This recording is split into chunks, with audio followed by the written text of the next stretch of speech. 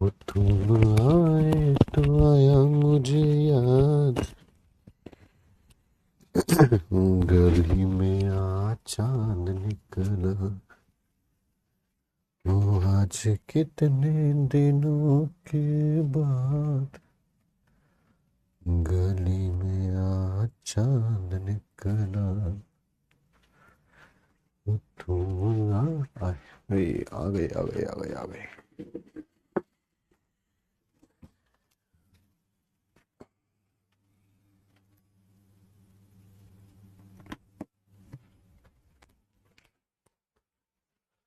Hello बच्चों, कैसे हैं आप सब लोग। Myself Ahmad Mahajan and welcome you all on this incredible platform of physics Wallah. यकीनियंस कैसे हैं आप सब लोग। Good morning good morning good morning everyone.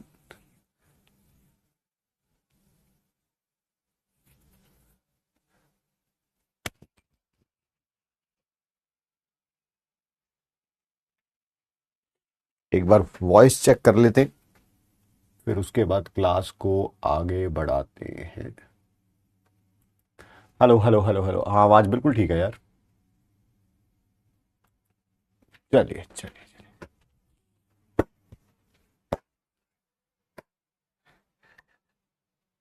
Good morning ji, good morning.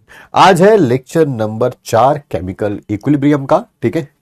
And class start करने से पहले थोड़ा सा बात कर लेते हैं। कल जो एक डिसीजन आया है माननीय सुप्रीम कोर्ट का कि कोई रीट नीट नहीं हो रहा है, वैसे उसकी प्रोबेबिलिटी काफी दिनों से दिख भी रही थी। जिस तरफ चीजें जा रही थी उनसे यही लग रहा था कि रीनीट नहीं होगा। ऑब्वियसली कुछ बच्चे जो हैं इस बात से डिसअपॉइंटेड है, ठीक है। और कुछ बच्चे खुश भी हैं, मतलब कि जिनके ऑब्वियसली जिन्होंने ईमानदारी से अच्छा स्कोर किया है वो भी खुश हैं। और समहाउ हमें जो लगता है जिन्होंने कुछ गड़बड़ी करी है, ठीक है, वो भी खुश हैं, ठीक है। दो पार्टीज हैं खुश होने वाली, ठीक है। वो बच्चे जिनका ऑब्वियसली 620 630 640 बन रहा है वो थोड़े से ऑब्वियसली नाराज हैं इस फैसले से। होना भी बनता है, क्योंकि उनको लग रहा था कि इस मार्क्स पे किसी भी गवर्नमेंट मेडिकल कॉलेज में सीट मिल जानी चाहिए, which would have been a high probability अगर एग्जाम में कुछ गड़बड़ी ना हुई होती तो, ठीक है। बट अब जो हो गया है वो तो हो गया है, अब उसके बारे में ज्यादा बात करके कोई निष्कर्ष वैसे निकलेगा नहीं, ठीक है। We always have to look forward, मतलब कि या तो पास्ट के बारे में सोचते रहेंगे, वो बहुत प्रॉब्लम क्रिएट करेगा ही करेगा। It's not about the NEET exam, it's about anybody. मतलब यही सोचते रहेंगे कि लास्ट ईयर कितनी मेहनत करी थी, कितनी मेहनत करी थी, कितनी मेहनत करेगी, तो आगे जो है मेहनत करने की हिम्मत बचेगी ही नहीं, ठीक है ना। वो एक मोटिवेशन जरूर होना चाहिए आपके लिए, but we should look forward. मेरे को लग रहा है कि वट एवर हैज हैपन्ड उससे कुछ पॉजिटिव आउटकम्स जरूर निकलेंगे, ठीक है। दैट इज के एग्जाम्स की जो आई थिंक जो सिक्योरिटी जिसके अंदर एग्जाम कराया जाता है, ठीक है, उसमें काफी सारे लूप होल्स थे, सबको पता चल गए, एनटीए को भी पता चल गए, गवर्नमेंट को भी पता चल गए, बच्चों को भी पता चल गए। इसके ऊपर नेक्स्ट ईयर वर्क जरूर होगा, फॉर श्योर होगा वो। मतलब कि बनता भी है और होगा भी, क्योंकि हर एक को जो है अपनी जॉब जो है वो बहुत प्यारी होती है, ठीक है। तो इसके ऊपर वर्क जरूर होगा, I can assure you about that, ठीक है। जिससे क्या होगा, ट्रांसपेरेंसी थोड़ी और बढ़ेगी, ठीक है, चीजें थोड़ी और स्मूथ होंगी, ठीक है। और सेकंड जो मुझे लगता है कि ठीक है, किसी के भी 550 आ जाते हैं, वो ड्रॉप कर लेता है, वो समझ आता है। बट 630 पे ड्रॉप करना पड़ता है या 620 पे ड्रॉप करना पड़ता है, 610 पे, वो थोड़ा पेनफुल होता है, किसी के लिए भी पेनफुल होता है। आप हो, हम हो, कोई भी हो, किसी के लिए भी पेनफुल होता है। तो मुझे लगता है शायद इसका ये होगा रिजल्ट कि एग्जाम का लेवल थोड़ा सा ऊपर जाएगा, जिससे क्या होगा, थोड़े कम नंबर भी आए यार, कोई बात नहीं, ड्रॉप करना पड़ेगा, समझ आएगा। बट एज कंपेयर टू कि 720 पे ही 70 बच्चे लाके खड़े कर दिए, does not make any sense at all ना, ठीक है। चलिए चलिए चलिए।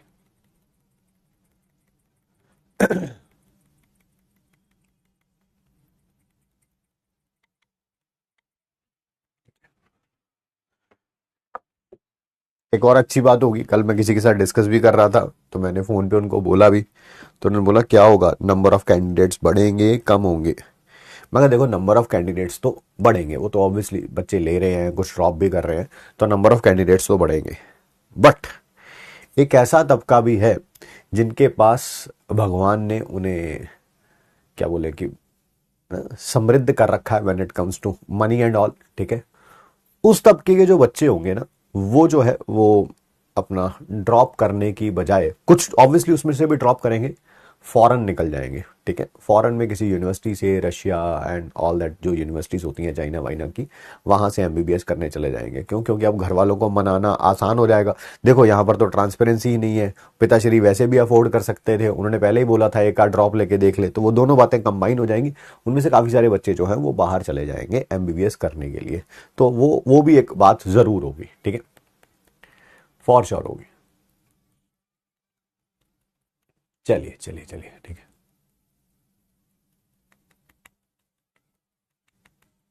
नीट को दो फेसिस में क्या होना चाहिए? अगर हो सकता है तो व्हाई नॉट। आई थिंक एक बार शायद फेब मार्च के आसपास 12th बोर्ड के एग्जाम से पहले, और एक बार जो है वो जून के आसपास 12th बोर्ड के, मतलब इतना ही गैप हो सकता है। कोई कहे जी दिसंबर में रखवा लो और फिर जून में रखवा लो, वो आप लोगों के लिए प्रॉब्लम बहुत क्रिएट कर देगा, आप लोगों के लिए प्रॉब्लम बहुत क्रिएट कर देगा, ठीक है। तो इसी कारण आई थिंक अगर होना भी चाहिए तो वो दो फेसेस कुछ ऐसे होने चाहिए कि एक बार जनवरी फरवरी में करवा लो और उसके बाद जून के बाद। I think that would be better, ठीक है। बट फिर वही बात है, दो एग्जाम होंगे, दोनों में से किसी के एक का लेवल ज़्यादा होगा, किसी एक का कम होगा, तो आपको नॉर्मलाइजेशन के लिए रेडी रहना चाहिए, है ना। कि जेई वाले तो देखो 4-5 साल में इस बात से रेडी हो गए हैं कि यार कोई एग्जाम आसान आ रहा है, कोई टफ आ रहा है, तो वो नॉर्मलाइजेशन उसी हिसाब से होती है and they are ready for it, ठीक है।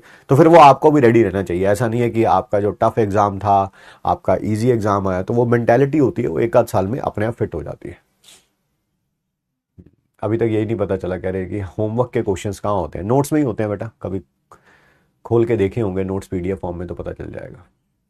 एम्स का अलग पेपर होना चाहिए, बिल्कुल होना चाहिए, बिल्कुल होना चाहिए। नीट को कंप्यूटर बेस्ड टेस्ट होना चाहिए।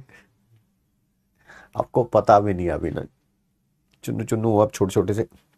मैं कभी भी किसी भी कंप्यूटर बेस्ड टेस्ट के हक में ना पहले था, ना अब हूं, ना कभी आगे रहूंगा। सर क्यों?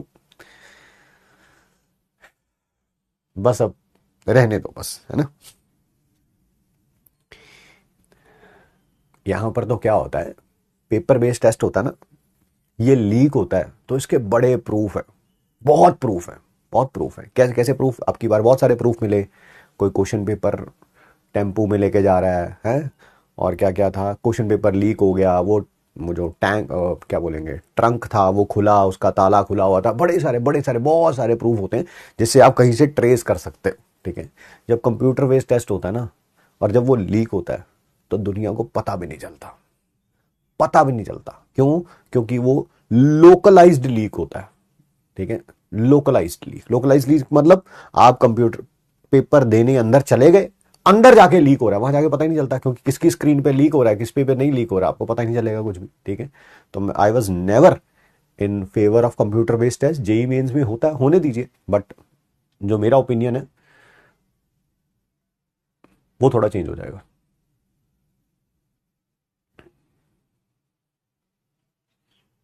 अगर होगा भी तो होगा, वो तो मतलब कि सरकार का मामला है, बट मैं उसके फेवर में नहीं हूं। और मैंने बता दिया क्यों फेवर में नहीं हूं, क्योंकि वहां पर लोकलाइज्ड है ना। आपका कोई जैसे मैं बताता हूं आपको, कोई पर्सन है, ठीक है, उसका अपना कोई क्या बोलेंगे, वो जो कंप्यूटर सेंटर है जहां पे एग्जाम होता है, ठीक है। तो वो पता नहीं है वो कैसे कर करा के, मुझे नहीं पता क्या प्रोसीजर होता है, जिन भी बच्चों से पैसे लेंगे उनका सेंटर अपने यहाँ ही डलवा लेंगे, ठीक है, और फिर स्क्रीन को इधर उधर कर देंगे। वो पता नहीं है वो कैसे करते हैं, बट मुझे इतना पता है कि ऐसा हो सकता है, ठीक है। पास्ट में ऐसा हुआ भी है, ठीक है। तो आई वुड नेवर सजेस्ट कि कंप्यूटर बेस्ड होना चाहिए। इसी को कराओ, अच्छे तरीके से कराओ, थोड़ी और स्क्रूटनाइजिंग बढ़ाओ, ठीक है। चलो फिर शुरू करें अब आज की क्लास।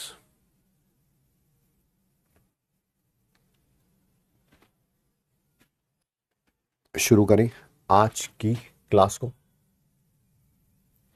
लेक्चर नंबर 4 है केमिकल इक्विलिब्रियम का, ठीक है। देखिए बहुत इंपॉर्टेंट है, बार बार इनके बारे में बात करके इनको, इनकी वैल्यू को डाइल्यूट नहीं करेंगे, और मुझे लग रहा है कि आप लोग फॉलो भी कर रहे हैं इसे, ठीक है। And yes, there is one big flaw in your preparation and its name is backlog. Backlog जब आ जाएगा तो उसे हम क्या बोलेंगे? That is not today. आज बैकलॉग नहीं होगा यार, किसी और दिन होगा, होगा नहीं होगा पता नहीं, बट डेफिनेटली आज बैकलॉग नहीं होगा, नहीं होगा, नहीं होगा, है ना। आइए आगे बात करते हैं। आज क्या क्या करेंगे, लास्ट क्लास का रिवीजन करेंगे, degree of dissociation, degree of association पढ़ेंगे, गिब्स फ्री एनर्जी पढ़ेंगे और न्यूमेरिकल्स भी करेंगे इन सब पे। और ली चार्टलिस प्रिंसिपल शायद आज स्टार्ट हो जाएगा। कुछ होमवर्क के लिए क्वेश्चंस भी दिए जाएंगे और कुछ मॉड्यूल से भी क्वेश्चन दिए जाएंगे।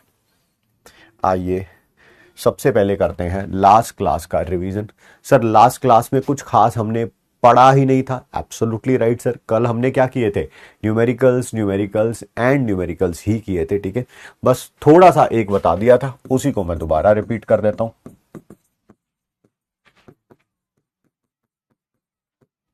कि टाइम 0 पर अगर आपको इसके मोल्स गिवन है, कितने भी हो सकते हैं, मान लेते हैं 5, तो प्रोडक्ट के कितने होंगे 0 अनलेस और अनटिल गिवन हो टाइम 0 पे। टाइम t पे अगर इसके x मोल्स डिसोशिएट हो गए तो ये कितने होंगे, 5 माइनस एक्स बचे होंगे। एक मोल रिएक्ट करता तो इसके 2 बनते, इसके x रिएक्ट किए तो ये 2x बनेगा। अगर इसका एक मोल रिएक्ट करता तो ये 1 बनता, x रिएक्ट किए तो x बनेगा। ये मोल्स आ गए A के इक्विलिब्रियम पे, B के इक्विलिब्रियम पे, C के इक्विलिब्रियम पे। इनको अगर डिवाइड कर देंगे वॉल्यूम ऑफ द कंटेनर से तो ये क्या आ जाएगी, concentration. This is concentration A, B, C। तो Kc कैसे लिखेंगे, ऊपर कॉन्सेंट्रेशन प्रोडक्ट की, नीचे रिएक्टेंट की, raise to power their stoichiometric coefficient. ठीक है जी, यही हमने लास्ट क्लास में पढ़ा था। अच्छा एक और बात, मैंने प्रॉमिस किया था आप लोगों को कल कि मैं थर्मोडायनेमिक्स के जितनी भी क्लासेस हुई थी उन सब का होमवर्क सॉल्यूशन जो है वो कल रात तक आपको दे दूंगा। कल रात को तो बेटा मैं उसे रिकॉर्ड ही कर पाया हूं क्योंकि कल एक्स्ट्रा क्लास लग गई थी किसी और बैच में। ठीक है, तो इस कारण बट आज सुबह 7 बजे दे दिया गया है आपको। It was a very tough class to record क्योंकि ड्यूरेशन बहुत लंबी हो गई, 1.25 घंटे के आसपास की क्लास है। 1.25 घंटे रिकॉर्ड करना बहुत टफ काम होता है। रिकॉर्ड है ना, लाइव में 1.25 घंटे पता नहीं चलते हैं बट रिकॉर्डिंग में 1.25 घंटे पता चलते हैं। 1.25 घंटे की रिकॉर्डेड क्लास जो होगी ना वो लाइव की 3 घंटे की क्लास के बराबर होगी। ठीक है, तो हमने रिकॉर्ड कर दिया है, आप डेफिनेटली उन क्वेश्चंस को देखिएगा। कंडीशंस अप्लाई, पहले आपने पूरा चैप्टर के नोट्स बनाए हो, रिवाइज किया हो, फॉर्मूला शीट बनाई हो, जो मैंने क्लास के अंदर क्वेश्चंस करा रखे हैं उनको आपने एक बार सेल्फ अटेम्प्ट किया हो, एक बार खुद करके देखा हो, डीपीपी सॉल्व करिए और फिर उसके बाद उस वीडियो को देखिए। डेफिनेटली आपको बहुत फायदा होगा और लेवल आपका और ऊपर जाएगा। पता चले क्लासेस ही आधी अधूरी ले रखी हैं और वो वीडियो देखने जा रहे हैं, कोई सेंस नहीं है उस बात की। ठीक है, आइए शुरू करते हैं क्लास को। कुछ 3-4 क्वेश्चन कल की क्लास के रह गए थे और मैंने बोला था कि इनको कल डिस्कस करेंगे। ठीक है,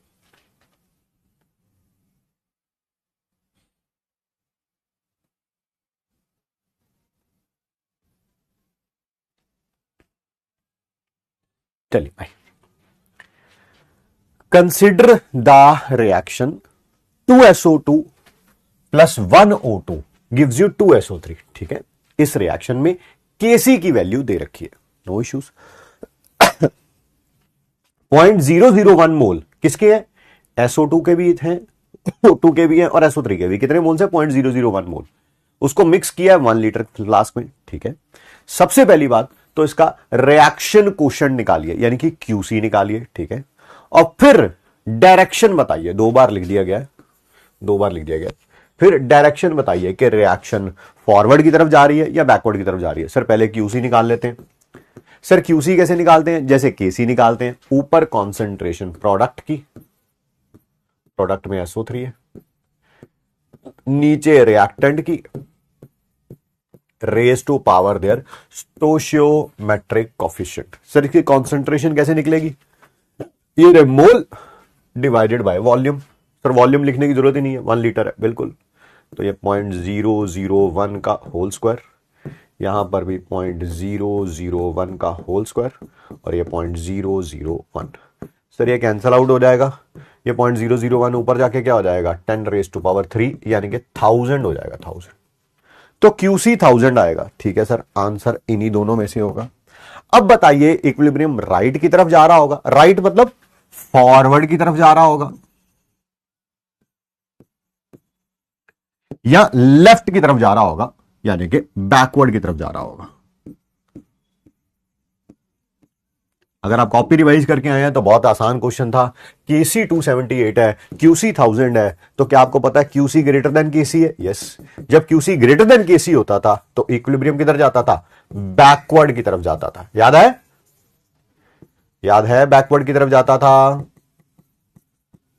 यानी कि option number B is the correct answer. ठीक,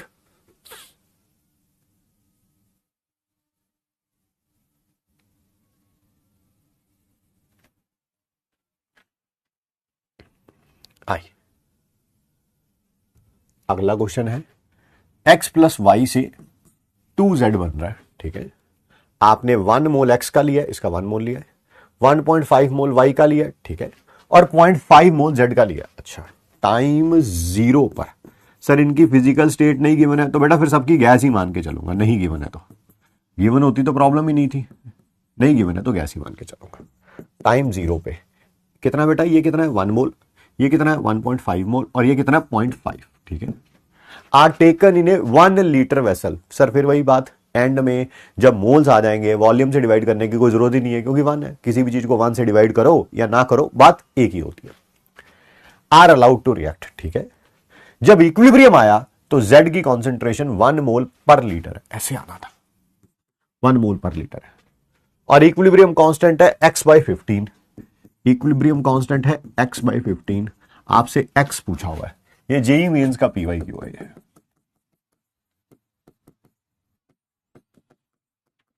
आइए सर, टाइम 0 पे पता चल गया, टाइम t पे क्या होगा? इसके x मोल रिएक्ट कर गए, ये 1 माइनस एक्स, एक के साथ एक रिएक्ट करेगा, x के साथ x, तो बचे कितने होंगे? 1.5 माइनस एक्स। इसके एक से ये 2 बनेगा, x से कितना बनेगा? 2x, तो 0.5 प्लस 2x। सर इन सबको वॉल्यूम से डिवाइड कर लो, जरूरत ही नहीं है क्योंकि वॉल्यूम 1 लीटर है। निकाल लो केसी। सर केसी है x/15, मैं जानता हूं। अच्छा, और भी दे रखा है कुछ, z की कॉन्सेंट्रेशन 1 मोल पर लीटर है, z की कॉन्सेंट्रेशन जो कि 0.5 प्लस 2x है वो 1 के बराबर है, तो 2x किसके बराबर हो गया? 1 माइनस 0.5, दैट इज 0.5, तो x किसके बराबर हो गया? 0.5 डिवाइडेड बाय 2। सर 0.25 आ गया, 0.25 आ गया, बिल्कुल बिल्कुल। तो ये कितना हो जाएगा? ए की कॉन्सेंट्रेशन कितनी हो जाएगी? 1 माइनस 0.25, सर 0.75, 1.5 माइनस एक्स 1.25, 0.5, और ये भी 0.5 ही होगा, 2 इंटू 0.25, तो ये 1 हो गया। रखो रखो, ऊपर कॉन्सेंट्रेशन प्रोडक्ट की, नीचे रिएक्टेंट की, raise to power their stoichiometric coefficient, raise to power their stoichiometric coefficient. बेटा सॉल्व करेंगे इसे? क्या हम इसे सॉल्व कर सकते हैं? बिल्कुल कर सकते हैं। सर x किसके बराबर आ जाएगा?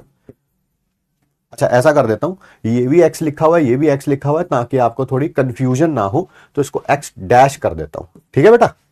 ठीक है, हमें x फाइंड आउट करना है। ये 15 उधर चला जाएगा, नीचे आ गया 0.75 इंटू 1.25। अगर सर पॉइंट हटाओगे, ये पॉइंट हटा दो, तो ये 4 0 ऊपर चली जाएंगी। सर ये 5 के टेबल पे जाएगा। सर ये 10,000 था तो 2,000 रह जाएगा। 2,000 डिवाइडेड बाय 125, सर 5 5 4 20 हो जाएगा सर, 20। ये 20 थोड़ा होगा, क्या बात कर रहे हो सर? हाँ 5, क्या करूंगा, 125 को 4 से करते हैं तो 500 आता है। 4 ना, 4 4 16, हाँ 5 4 20 कर रहा हूँ, 4 4 16 आएगा बेटा, 16 125 को 4 से करूंगा तो 500 होता है, 500 इंटू 4 2000, 4 इंटू 4 16। कहने का मतलब है 125 के 16 से मल्टीप्लाई करूंगा तो 2000 आएगा। ठीक, अच्छा क्वेश्चन था, वैरायटी ऑफ क्वेश्चंस लिए ताकि आपको अच्छा फील हो उस बारे में। अच्छा 1 मिनट रुक जाओ, ये क्वेश्चन क्या था? केपी अपॉन केसी निकालना है। किसका निकालना है? अबे किसका निकालना है ये भी तो बताओ। तीनों रिएक्शंस का, तीनों रिएक्शंस का निकाल देते हैं। लो सर, केपी अपॉन केसी, केपी किसके बराबर होता है? केसी आर टी की पावर डेल्टा एन जी। तो केसी इधर आ गया तो इधर बच गया आर टी की पावर डेल्टा एन जी। पहले तो यहां पे डेल्टा एन जी की वैल्यू लिखो। सर एनपीजी भी 2 है, एनआरजी भी 2 है, 0 आएगा। यहां पर ये 2 है, ये 1 है, 2 में से 1 गया, 1 आएगा। यहां पर ये 2 है और ये 4 है, 2 - 4 गया, -2 आएगा। तो पहले केस में आर टी की पावर क्या रखेंगे हम लोग? 0। किसी की भी पावर 0 क्या होता है? 1। तो क्या यहां पर केपी अपॉन केसी 1 आ गया? अरे आर ये 0 है ना, 0 है। किसी की पावर 0 क्या होता है? 1। तो सर आंसर इनमें से होगा, ये तो आंसर नहीं हो सकता। दूसरे में निकालो, दूसरे में KP upon KC are T की पावर डेल्टा एनजी 1 है। बेटा आर की वैल्यू भी शायद दे रखी है। अरे ये टी नहीं है, ये आर है, ये आर की वैल्यू भी दे रखी है 24.62 और टी भी दे रखा है, कितना दे रखा है? That is 300। अब मल्टीप्लाई तो हम कर ही सकते हैं। ये गया 2462 को 3 से करेंगे तो कितना हो जाएगा? 7386। यही होगा मेरे ख्याल से, यही होगा ना? सही कर रहा हूं मैं? Decimetre cube. ठीक है, ठीक है, ठीक है, ठीक है, ठीक है। तो फिर आंसर क्यों नहीं दिख रहा है यहाँ पे? चलो अपनी तरफ से लिख लेता हूँ। 2462 को 3 से मल्टीप्लाई करना है तो 7386 ही होगा। 7386। चलो अगला करके देखते हैं, फिर बात करते हैं।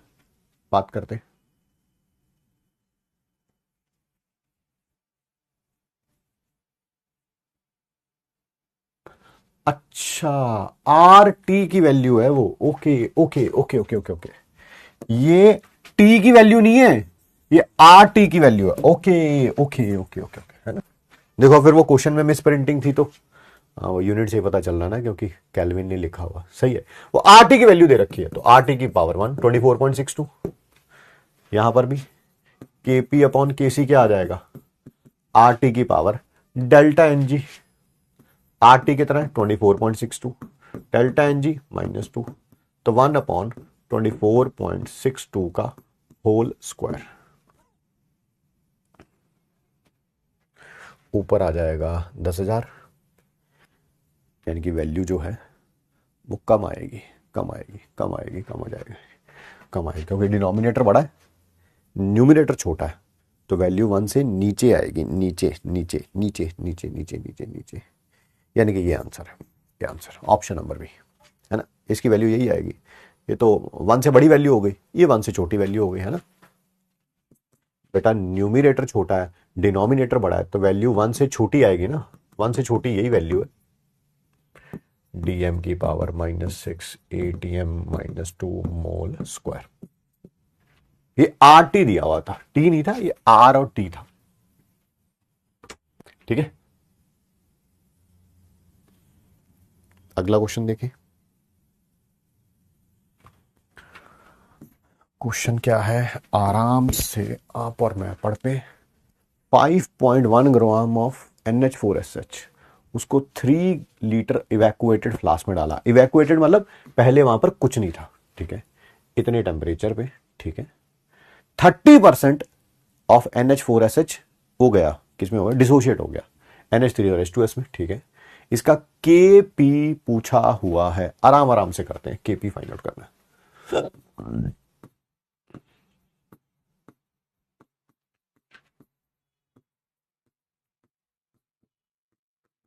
ऐसे डिसोशिएट हो रहा है। था कितना ये टाइम 0 पर? सर 5.1 ग्राम। बेटा मोल कितने हो गए? Mass by molar mass. Nitrogen का 14 होता है, 5 हाइड्रोजन है तो 5 हो गया, एक सल्फर का 32 होता है, 32 + 5 37 और ये 51। 5.1 डिवाइडेड बाय 51, सर 0.1 आ जाएगा। ये नंबर ऑफ मोल्स आ गए इसके टाइम 0 पे, 0.1 0 0। कुछ भी ना पता हो ये तो करना आता ही है कम से कम। टाइम टी पर इसके x मोल्स डिसोशिएट हो गए सर। सर x की वैल्यू भी दे रखी है, कितनी दे रखी है ये देखो 30% डिसोशिएट हुआ है।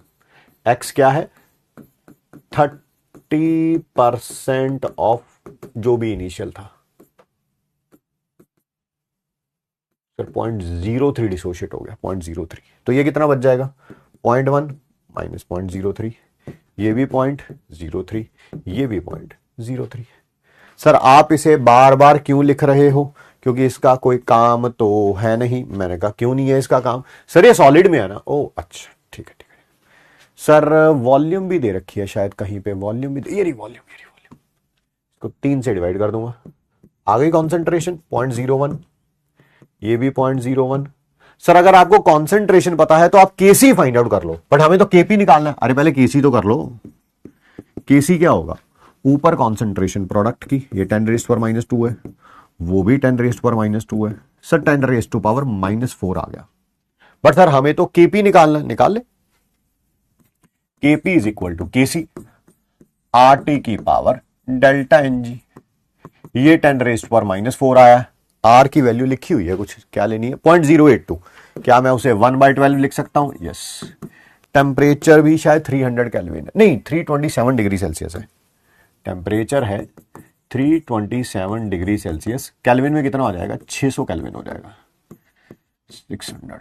और डेल्टा NG कितना है सर, NPG 2 है, NRG 0 है सर, 2 आया 2 तो कर लीजिए सर। इसको 50 पे जाएगा, ये 50 का स्क्वायर करेंगे तो कितना आ जाएगा 2500 इंटू 10⁻⁻⁴। क्या ये 25 इंटू 10⁻⁻² हो गया, बिल्कुल। ऐसी ऑप्शन है कोई 25 इंटू 10⁻⁻², 25 इंटू 10⁻⁻², ये रही सर 25 है। अरे यही तो है 0.25 ही तो है ये।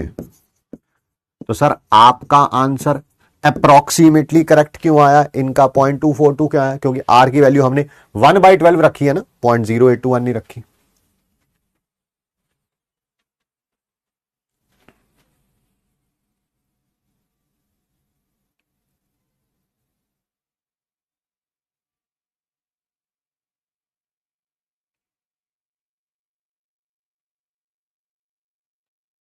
बहुत बढ़िया बहुत बढ़िया। बहुत सारे बच्चे कह रहे हैं सर हमने बिना पेन उठाए सॉल्व कर दिया, बहुत बढ़िया बेटा। ये शो कर रहा है कि आप मेहनत कर रहे हो, इसका क्रेडिट भी आपको ही जाता है ना? किसी ने ना लिखा हो इसके लिए भी टाइम दे दिया मैंने लिखने के लिए, ये भी लिख ली।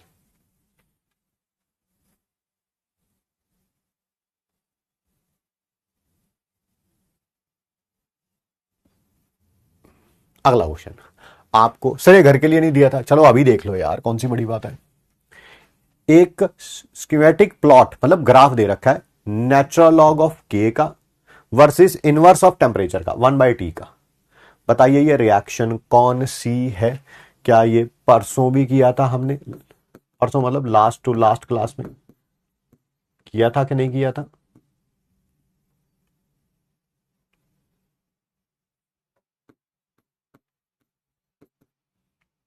अच्छा नेचुरल लॉग है ना, सॉरी, तो फिर 2.303 नहीं आएगा, RT आएगा।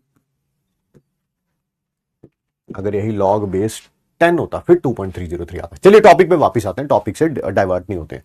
सर ये ग्राफ बना हुआ है y is equal to C plus M X का, y एक्सिस पर ये है, x एक्सिस पर 1/T है, स्लोप नेगेटिव में आ रही है, नेगेटिव, यानी कि ग्राफ नीचे की तरफ जाना चाहिए था, नहीं ऐसा कुछ ऐसा होना चाहिए था ग्राफ, बट सर ये तो ऊपर की तरफ है, यानी कि स्लोप पॉजिटिव है। पॉजिटिव कब आएगी, जब ये डेल्टा एच नेगेटिव होगा। नेगेटिव इंटू नेगेटिव क्या हो जाएगा पॉजिटिव, नेगेटिव इंटू नेगेटिव क्या हो जाएगा पॉजिटिव, ये एंडोथर्मिक, सॉरी नेगेटिव ना तो एक्सोथर्मिक हुआ ना, डेल्टा एच नेगेटिव होगा, डेल्टा एच नेगेटिव होगा तभी तो स्लोप पॉजिटिव आएगी, तो एक्सोथर्मिक हुआ ना, डेल्टा एच नेगेटिव मतलब ए हो गया ए। परसों ऐसा सिमिलर क्वेश्चन किया था। आइए छोटी छोटी सी एक दो डेफिनेशन है जो आपके एनसीईआरटी में दे रखी है, तो मैंने कहा डिस्कस कर लेते हैं। होमोजीनियस इक्विलिब्रियम किसे बोलते हैं, जब रिएक्टेंट और प्रोडक्ट सेम फेज में होते हैं, ठीक है, रिएक्टेंट और प्रोडक्ट सेम फेज में होते हैं, ठीक है। Reactant and product same phase में होते हैं। Sir what do you mean by same phase? समझा रहा हूं। सेम फेज का मतलब समझा रहा हूं। बोथ गैसेस, रिएक्टेंट भी गैस है, प्रोडक्ट भी गैस है। जो गैसेस का मिक्सचर होता है ना, वो हमेशा होमोजीनियस मिक्सचर होता है। Some basic concepts of chemistry में भी हमने पढ़ा था। जैसे एयर है, एयर का जो मिक्सचर है, क्या पता चल रहा है रूम के अंदर कि ऑक्सीजन वो ऊपर बैठी हुई है, नाइट्रोजन वो नीचे बैठी हुई है? नहीं सर, कुछ भी ऐसा पता नहीं चल रहा है ना, होमोजीनियस है। ऑक्सीजन वहां पे भी है, यहां पे भी है, नाइट्रोजन वहां पे भी है, यहां पे भी है, ठीक है। तो ऑक्सीजन और नाइट्रोजन, तो गैस का जो मिक्सचर होता है वो हमेशा ही होमोजीनियस होता है। रिएक्टेंट भी गैस है, प्रोडक्ट भी सारे गैस है, तो ये क्या कहलाएगा? होमोजीनियस इक्विलिब्रियम कहलाएगा। बहुत बढ़िया सर, ठीक है। और अगर बोथ मिसिबल लिक्विड्स होंगे, मिसिबल,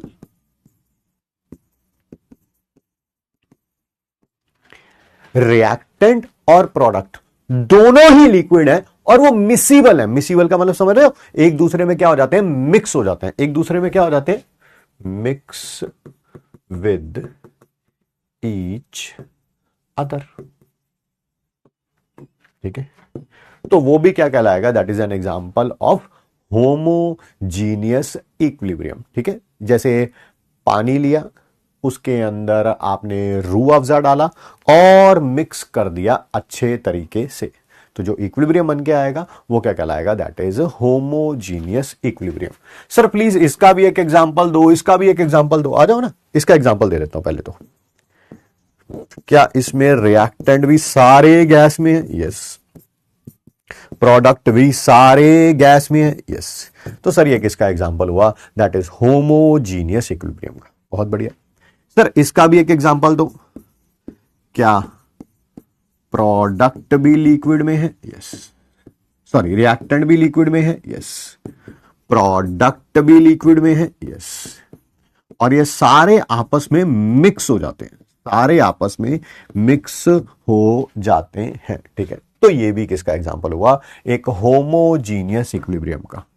सर जैसे दो लिक्विड का मिक्सचर है, मिसिबल लिक्विड का मिक्सचर है, वो होमोजीनियस है, ऐसे ही जब दो सॉलिड प्रेजेंट होंगे, रिएक्टेंट में भी कोई सॉलिड प्रेजेंट है, प्रोडक्ट में भी कोई सॉलिड प्रेजेंट है, क्या वो होमोजीनियस होगा? एब्सोल्युटली रॉन्ग, वो हेट्रोजीनियस ही होगा हमेशा।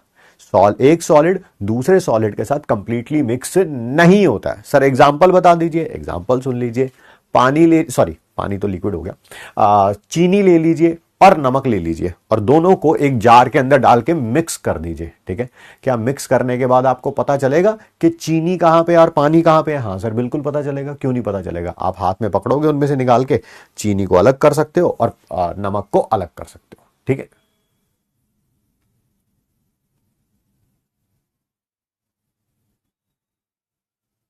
ठीक है जी, बिल्कुल बिल्कुल बिल्कुल। तो ये थे होमोजीनियस इक्विलिब्रियम के एग्जांपल। सर हेट्रोजीनियस, बेटा अगर होमोजीनियस समझ आ गया तो हेट्रोजीनियस अपने आप समझ आ गया। होमोजीनियस में रिएक्टेंट और प्रोडक्ट सेम फेज में होते थे, यहां पर reactant and product different phase में होंगे, डिफरेंट फेज में होंगे। सर एग्जांपल यार,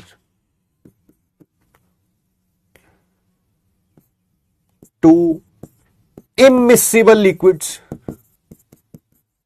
इमिसिबल जो एक दूसरे के साथ मिक्स ही नहीं होते। हाँ सर, पानी और तेल, हाँ वो यही वाला एग्जांपल हो गया सर, ठीक है। वो हेट्रोजीनियस मिक्सचर था, हेट्रोजीनियस इक्विलिब्रियम बनाएगा सर। अच्छा, और दो सॉलिड्स में मिसिबल और इमिसिबल कुछ नहीं होता। जब भी दो सॉलिड प्रेजेंट हैं वो डेफिनेटली हेट्रोजीनियस इक्विलिब्रियम ही बनाएंगे, उसके बारे में कोई दो राय नहीं रखनी, ठीक है सर। एंड थर्ड, अलग अलग फिजिकल स्टेट हो, फिजिकल स्टेट। रिएक्टेंट की फिजिकल स्टेट सॉलिड है, प्रोडक्ट की गैस है, तो ऑब्वियसली वो हेट्रोजीनियस ही होगा। सर एग्जांपल ये देखो, 2CO गैस बना रहा है कार्बन सॉलिड और CO2, ये गैस में है, रिएक्टेंट गैस में है, प्रोडक्ट सॉलिड में भी है और गैस में भी है, सॉलिड में भी है गैस में, हाँ सर अलग अलग हो गया ना, ये सॉलिड ये गैस, तो ये हेट्रोजीनियस इक्विलिब्रियम है, हेट्रोजीनियस, ठीक है। 1 carbon solid 1 O2 gas gives you 1 CO2 gas. Sir इधर एक सॉलिड में है, ये इधर गैस में है, अलग अलग फिजिकल स्टेट में हो गए, ये भी हेट्रोजीनियस हो गया, ठीक। सर सॉल्ट और वाटर कौन सा बनाएगा, इसके लिए आप सब बेसिक कॉन्सेप्ट्स ऑफ केमिस्ट्री की पहली या दूसरी क्लास पढ़ लीजिएगा, आपको पता चल जाएगा। पानी जो है, वाटर जो है, वाटर के अंदर सॉल्ट कंप्लीटली डिसॉल्व हो जाता है, होमोजीनियस आएगा। आइए बात करते हैं डिग्री ऑफ डिसोसिएशन के बारे में। सर डिग्री ऑफ डिसोसिएशन सूना सूना सा नहीं, सुना सुना सा लग रहा कि नहीं लग रहा भाई? ओए पढ़ा है डिग्री ऑफ डिसोसिएशन? ओ पाजी पढ़िया कि नहीं पढ़िया? ओ दसो मैनू। सर इफ दोनों सॉलिड्स पाउडर फॉर्म में है तो मिलाए जा सकते हैं, मिसिबल नहीं बेटा, सॉलिड जो होंगे तो डेली लाइफ का एग्जांपल, हाँ डेली लाइफ का एग्जांपल देंगे। सर अगर शुगर और सॉल्ट को ग्राइंड कर दिया जाए तो वो हमें पता नहीं लगेगा, लग पाते हैं नहीं, टेस्ट कर लेगा पता चल जाएगा। Why can't solids be in homogeneous? क्योंकि अलग अलग फेस के होते हैं। मेरा 17 इज कमिंग, मेरा 17 इज कमिंग, अच्छा आपका, अरे तुम तो वही इंग्लिश, आलिश जैन कह रहा है कि मेरा 17 इज कमिंग, 17 आ रहा है, चलिए देख लीजिएगा फिर, ठीक है क्या बोले। दो मिक्सेबल लिक्विड का एग्जांपल, एक पोलर और एक नॉन पोलर, नहीं दोनों पोलर या दोनों, ग्राइंड करने के बाद शुगर, वाटर और शुगर, एग्जांपल होमोजीनियस का, जी होमोजीनियस का एग्जांपल है। कौन आ गया?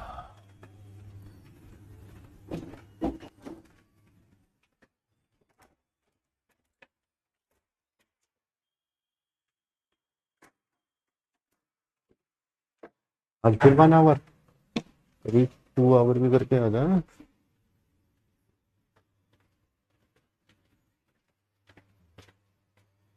कितने कितने कितने कितने?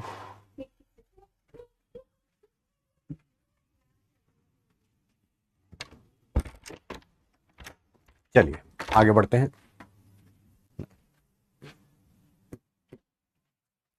अभी वो अलीशा ने बोला ना, शायद मैंने आपको एग्जाम्पल दे भी रखा है, पर मुझे याद आ गया तो अब मुझसे रुका नहीं जाएगा, ठीक है। मैं ना एक जगह पे पढ़ाता था, आज से हो गई शायद, पुरानी बात हो गई, 7-8 साल हो गए मेरे ख्याल से, है ना। तो वहां पर क्या होता था कि जैसे अलग अलग क्लासेस लगी होती हैं, ये जैसे आपकी ड्रॉपर की मान लेते हैं 3 क्लासेस है, ठीक। बट सुबह हो गई बारिश, ठीक है, और इतनी बारिश हो गई, इतनी बारिश हो गई कि बच्चे पहली क्लास तक पहुंच ही नहीं पाए, ठीक है। मान लेते हैं ये 10 से 12 होती है, ये 12:15 से 2 होती है, और ये 2:30 से ऐसे कुछ भी 4, 4:15 होती है, जो भी होती है, ठीक है, ऐसे, ठीक है। और मान लो बच्चे जो है वो 10 बजे तक पहुंच ही नहीं पाए, ठीक है, बच्चे पहुंचे ही 12 बजे, ठीक है। फिर अब क्या किया जाएगा? तो जो टाइम टेबल बनाता था ना वो बंदा बहुत ही इंटरेस्टिंग था, बहुत ही इंटरेस्टिंग था, ठीक है। बहुत इंटरेस्टिंग था। पता क्या करता था कि जैसे अब आया, मान लेते हैं फिजिक्स का पीरियड है, ये केमिस्ट्री का और ये बायो का, ठीक है। तो पहले टीचर को यहां पे भेज दिया, ये हो गया फिजिक्स। फिर अगला वाला कौन सा लेगा? ऑब्वियसली केमिस्ट्री वाला, ठीक है। तो आज बायो की क्लास नहीं होगी, है ना। तो वो इन्फॉर्म करना पड़ता था क्योंकि बहुत बड़ा इंस्टीट्यूशन था, बहुत सारे टीचर्स थे, एंड हर एक बैच का हमने एक अलग व्हाट्सएप ग्रुप बना रखा था। तो वो पता क्या करता था, ऐसे करता था, टुडे, जैसे आज बायो की क्लास नहीं होनी, तो today third class will not come.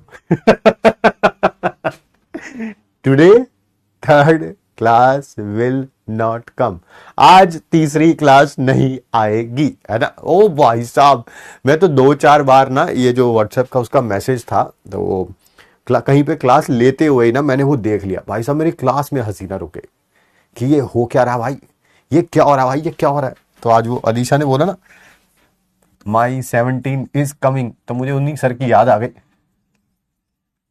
ठीक है।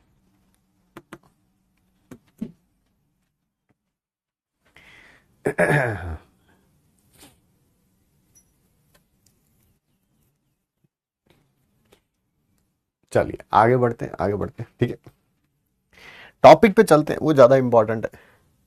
डिग्री ऑफ डिसोसिएशन, सर इसका मतलब आपने एक दो क्लास पहले भी बताया था, बिल्कुल सही कह रहे हैं जी, that is number of moles dissociated reactant के, जिसको आपने x भी लिखा था, divided by number of moles taken, जिसको आपने c भी लिखा था, बिल्कुल। सेकंड, एसी अल्फा को फाइंड आउट करने का एक तरीका तो ये है, एक तरीका क्या है, मोलर मास की हेल्प से। किसकी हेल्प से? मोलर मास की हेल्प से आप अल्फा फाइंड आउट कर सकते हैं, अल्फा फाइंड आउट कर सकते हैं सर, जैसे that is mt minus M naught by M naught n minus 1। सारी चीजों का मतलब बता रहा हूं सर। mt का मतलब क्या है बेटा? इसकी फुल फॉर्म होती है थ्योरेटिकल मोलर मास। सर मैंने मतलब पूछा है, आप उसकी फुल फॉर्म बता रहे हो। अच्छा सॉरी, हाँ, this is molar mass at time zero. क्या बोला मैंने? Molar mass at time zero. Sir time zero, time zero मतलब सिर्फ और सिर्फ रिएक्टेंट ही प्रेजेंट है, प्रोडक्ट तो बने नहीं होते टाइम जीरो पे, तो सीधी तरह नहीं बोल सकते कि ये मोलर मास रिएक्टेंट का है। हाँ बेटा वही कहना चाह रहा था, वही कहना चाह रहा था। एमटी का मतलब है molar mass at time zero. Time zero पे सिर्फ रिएक्टेंट ही होता है, तो मोलर मास रिएक्टेंट का। बहुत बढ़िया सर, डेरिवेशन इसका नहीं करना है, इसी कारण नहीं करा रहा हूं। सर एम नॉट क्या होगा बेटा? इसे बोलते हैं observed molar mass. Sir full form नहीं पूछी हमने पूछा इसका मतलब क्या होगा बेटा? ये मोलर मास है at time is equal to T, यानी कि जब इक्विलिब्रियम आ चुका है। अच्छा, इक्विलिब्रियम पे तो सर रिएक्टेंट भी प्रेजेंट होता है, कुछ प्रोडक्ट भी प्रेजेंट होता है, बिल्कुल। तो ये किसका मोलर मास है? ये मोलर मास है इक्विलिब्रियम मिक्सचर का। एवरेज मोलर मास है किसका? इक्विलिब्रियम मिक्सचर का। बहुत बढ़िया sir, average molar mass of equilibrium mixture. ठीक है सर। सर ये n क्या है बेटा? हम पढ़ क्या रहे हैं? Degree of dissociation. नाम से ही पता चल रहा है चीज डिसोशिएट हो रही है, यानी कि एक पार्टिकल टूट के एक से ज्यादा पार्टिकल बन रहे हैं। एक पार्टिकल टूट के एक से ज्यादा पार्टिकल बन रहे हैं, ज्यादा। एक पार्टिकल के टूटने से आपसे क्या बन रहे हैं? n। n वही है, number of particles formed by dissociation of one gas particle. Sir इसका एग्जाम्पल दे दीजिए। ये देखिए, आप बताइए, एक PCl5 के टूटने से कितने गैसियस पार्टिकल बन रहे हैं? सर इसके एक के टूटने से एक ये बन रहा है, एक ये बन रहा है, तो सर यहां पर n क्या हो जाएगा? 2 हो जाएगा। बहुत बढ़िया सर। एक और एग्जांपल, ये 1A2 से 2A बना, तो n कितना हो जाएगा? एक पार्टिकल से टूटने से 2 बने, तो सर n 2 हो जाएगा, 2 हो जाएगा। सर एक और ये लो यार, A3 के टूटने से 3A बने, एक पार्टिकल के टूटने से 3 बन रहे हैं, तो n कितना हो जाएगा? 3 हो जाएगा। बहुत बढ़िया सर, बहुत बढ़िया। अब समझ आ गया है कि n क्या हो जाएगा। ठीक है, एक रिलेशन जो आपको पता होना चाहिए, ग्राम मॉलिक्यूलर मास, या जिसको आप मोलर मास भी बोल देते हैं। मोलर मास पता है किसके बराबर होता है? Twice into vapour density, twice into vapour density. Sir vapour density क्या होती है कल डिस्कस करेंगे, अभी सिर्फ इस पे ध्यान दीजिए। मोलर मास किसके बराबर होता है? Twice into vapour density. ध्यान से बस सुनिए और समझिए। यानी कि जहां पर आपने dt लिखा है, सॉरी बेटा, जहां पर आपने mt लिखा है, theoretical molar mass of the reactant, तो ये क्या हो जाएगा? dt। This is vapour density of the reactant, theoretical vapour density. जहां पर आपने m नॉट लिखा है, वहां पर ये लिख लो 2 इंटू डी नॉट।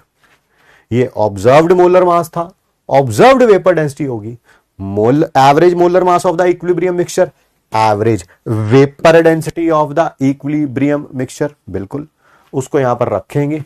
mt की जगह क्या आ जाएगा 2dt, m0 की जगह क्या आ जाएगा 2d0, ये भी 2d0, ऊपर से 2 और नीचे से 2 कैंसिल आउट हो जाएगा। तो अल्फा ये भी लिख सकते हैं हम लोग, अल्फा ये भी लिख सकते हैं हम लोग।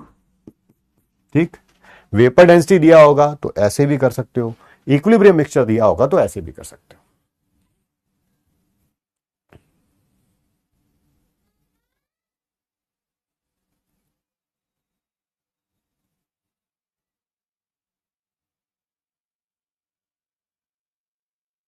ठीक है जी।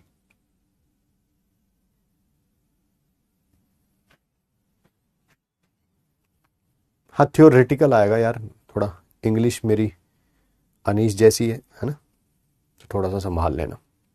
अच्छा, देखते हैं आप लोग अपना कितना दिमाग लगाते हैं। PCl5 का डिसोसिएशन हो रहा है, ठीक, आपको मोलर मास दे रखा है, मोलर मास दे रखा है। क्या आप मेरी हेल्प करेंगे और मुझे बताएंगे ये किसका मोलर मास दे रखा है? क्या ये MT दे रखा है या M0 दे रखा है? थोड़ा सा भी अगर आप दिमाग लगाएंगे तो आपको आंसर पता चल जाएगा। अल्फा भी निकालना है और परसेंटेज ऑफ डिसोसिएशन भी निकालनी है। सर पहले अल्फा निकाल लेंगे, फिर परसेंटेज डिसोसिएशन को क्या करना है, अल्फा को 100 से मल्टीप्लाई कर देना है, अल्फा को 100 से मल्टीप्लाई कर देना है। मेरे क्वेश्चन का आंसर दीजिए, क्या आपको ये MT दिया हुआ है या M0 दिया हुआ है?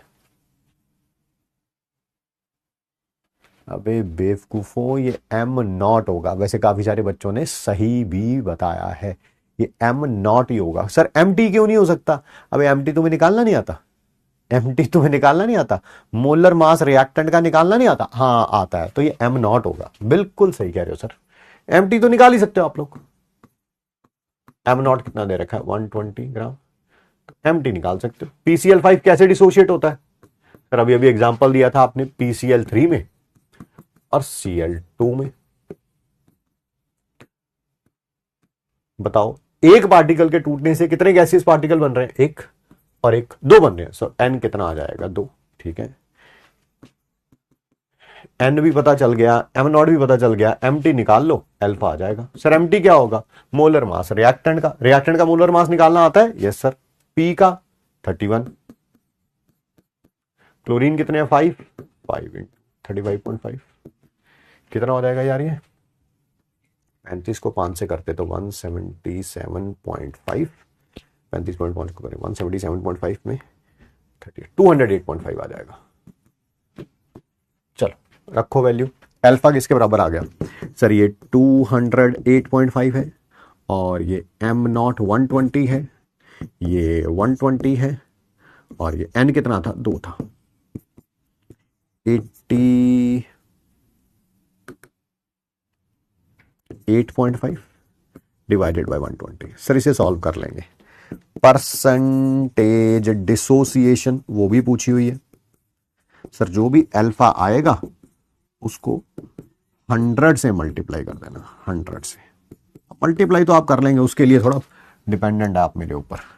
ये 5, ये 6, 88.5 को 5 से मल्टीप्लाई करना, 6 से डिवाइड कर देना। अब पता नहीं, वो आपके ऊपर डिपेंड करता है। देखो मुझे नहीं पता है आप क्या सोच रहे हैं, बट मजा आ जाए अगर कोई बच्चा कहे कि ये जो M0 आया है वो MT से कम क्यों आया है, M0 MT से कम क्यों आया है। देखें जरा पुराना क्या आपने रिवाइज कर रखा है। एक बच्चा भी आंसर दे देगा ना तो मजा आ जाएगा। एक बच्चा भी अगर आंसर दे देता है आप में से तो मजा आ जाएगा। मैं चैट बॉक्स पढ़ रहा हूं, जवाब दीजिए।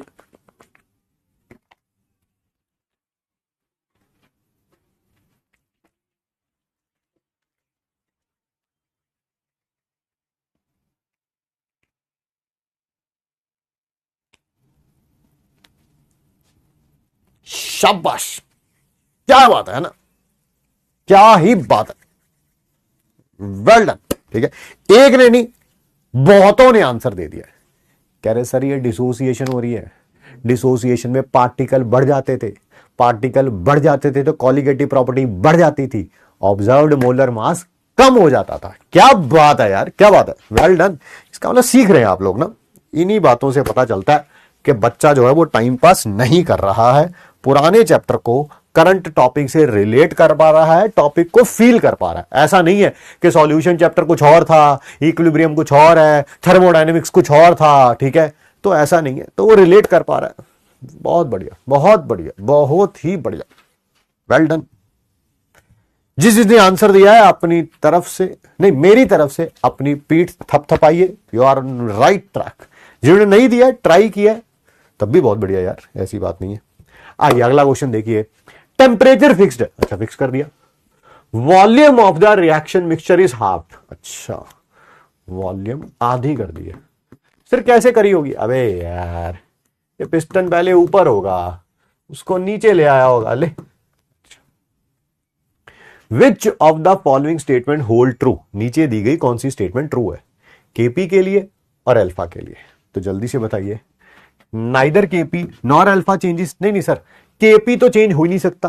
केपी हो या केसी हो, ये तब तक चेंज नहीं होते हैं जब तक के टेम्परेचर चेंज नहीं होता है, नहीं होता है, नहीं होता है। तो केपी तो चेंज नहीं होगा, केपी चेंज नहीं होगा, ये गलत है, ये गलत है। अब आंसर इन्हीं में से होगा, ठीक है सर। अब बताइए सर, केपी तो चेंज नहीं होगा बट अल्फा चेंज होगा, अल्फा चेंज होगा, डिग्री ऑफ डिसोसिएशन चेंज होगी, यस सर, है ना। हो सकता है पहले डिसोसिएशन ज्यादा हो, अब कम हो जाए। सर प्लीज इसको एक्सप्लेन करो ना। अरे यार वैसे तो ये एक्सप्लेन होगा दोबारा, कहां पे एक्सप्लेन होगा? कल की क्लास में या उससे नेक्स्ट क्लास में। अल्फा जो है वो वॉल्यूम पे डिपेंड करता है, अल्फा वॉल्यूम पे डिपेंड करता है। सर एक्सप्लेन कर दो मुझे, 1 या 2 क्लास का टाइम दे दो, मैं टॉपिक पढ़ाऊंगा ओस्टवाल्ड्स डाइल्यूशन लॉ, उसमें देखना आप, उसमें भी अल्फा पढ़ेंगे आप। नेक्स्ट बात कर रहे हैं हम डिग्री ऑफ एसोसिएशन की। मेरे ख्याल से आप रिलेट कर पा रहे होंगे सॉल्यूशन के डिसोसिएशन को यहां के डिसोसिएशन से, ठीक है। और जिनका बैकलॉग है ना सॉल्यूशन का, उनको भी रोने की जरूरत नहीं है, उनको रोने की जरूरत नहीं है। यहां पर जितना टॉपिक है वो सफिशियंट है, ठीक है। सर यहां पर साफ पता चल रहा है कि एसोसिएशन हो रही है, एसोसिएशन। सर एसोसिएशन का क्या मतलब होगा? डिसोसिएशन में एक पार्टिकल टूट के ज्यादा पार्टिकल बनाते थे, 2 3 4 5 इस तरह से। एसोसिएशन में क्या होगा? 2 पार्टिकल आपस में जुड़ के एक बना लेंगे, सर इसको डाइमर बोलते थे, शाबाश। 3 पार्टिकल आपस में जुड़ के एक बना लेंगे, सर इसको ट्राइमर बोलते थे, शाबाश। 4 पार्टिकल जुड़ के एक बना लेंगे, सर इसको टेट्रामर बोलते थे, यस। 5 पार्टिकल जुड़ के एक बना लेंगे, सर पेंटामर। 6 पार्टिकल जुड़ के एक बना लेंगे, हेक्सामर, एंड सो ऑन, ऐसा होगा, ठीक है, ठीक है। तो degree of association short form में से DOA लिखूंगा। सर ये भी किसके बराबर होती है? जैसे डिग्री ऑफ डिसोसिएशन होती थी, number of moles dissociated bye number of moles taken, ये भी ऐसा ही है, number of moles associated upon number of moles taken, associated number of moles taken, ठीक है जी। अच्छा सर अल्फा कैसे निकाल सकते हैं? ठीक है, with the help of molar mass, वही है MT minus M0 by M0 1 by N minus 1। MT का मतलब पता चल चुका है, थ्योरेटिकल मोलर मास। ये मोलर मास रिएक्टेंट का है, ये मोलर मास इक्विलिब्रियम मिक्सचर का है, ऑब्जर्व्ड मोलर मास। सर यहां पर N क्या है?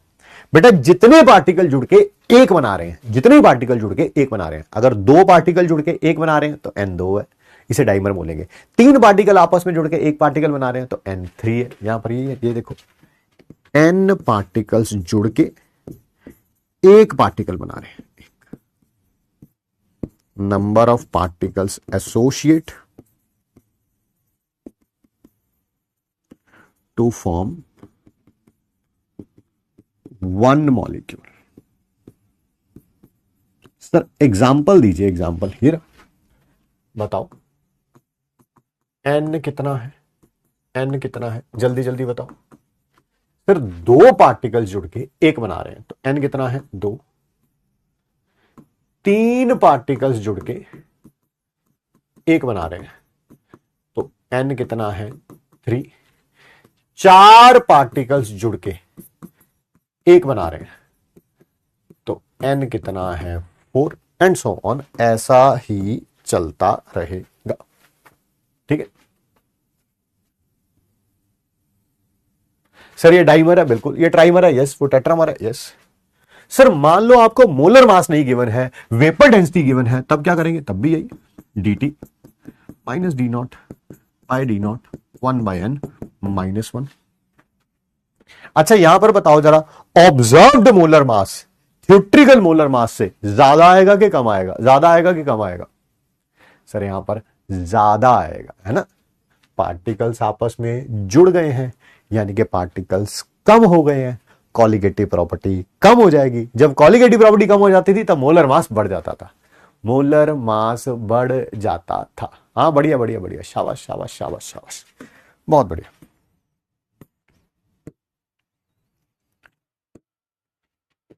फिर वही बात, थर्ड पॉइंट, अगर कहीं परसेंटेज एसोसिएशन निकालने के लिए आ जाए तो अल्फा इंटू 100 होगा, अल्फा इंटू 100 होगा। बहुत बढ़िया, आइए आगे बढ़ते हैं। Determine the degree of association, यानी कि अल्फा निकालना है। परसेंटेज एसोसिएशन, यानी कि अल्फा को 100 से मल्टीप्लाई करना है। अगर ऑब्जर्व्ड मोलर मास इसका और इसका 150 है, अच्छा ऑब्जर्व्ड मोलर मास 150 है, हो क्या रहा है? HCHO से ये बन रहा है। कितने पार्टिकल लगेंगे? सर इसके 6 पार्टिकल लगेंगे तब ये एक बनेगा, बिल्कुल। 6 कार्बन चाहिए, यस। 12 हाइड्रोजन चाहिए, यस। 6 ऑक्सीजन चाहिए, ठीक है ठीक है। सर n कितना हो गया? 6 पार्टिकल जुड़ के एक पार्टिकल बना रहे हैं, n 6 हो गया। सर थ्योरेटिकल मोलर मास कितना होगा? अल्फा निकालने के लिए MTB तो चाहिए, वो होता है मोलर मास रिएक्टेंट का। रिएक्टेंट कौन है? HCHO। 2 हाइड्रोजन का 2, 1 कार्बन का 12, 1 ऑक्सीजन का 16। सर 30 हो गया, बस कर लो, अल्फा निकाल लो। MT minus M0 by M0 1/6 -1, 1/n -1। Sir ऊपर -120 आ गया, बिल्कुल। नीचे 150 आ गया, यस।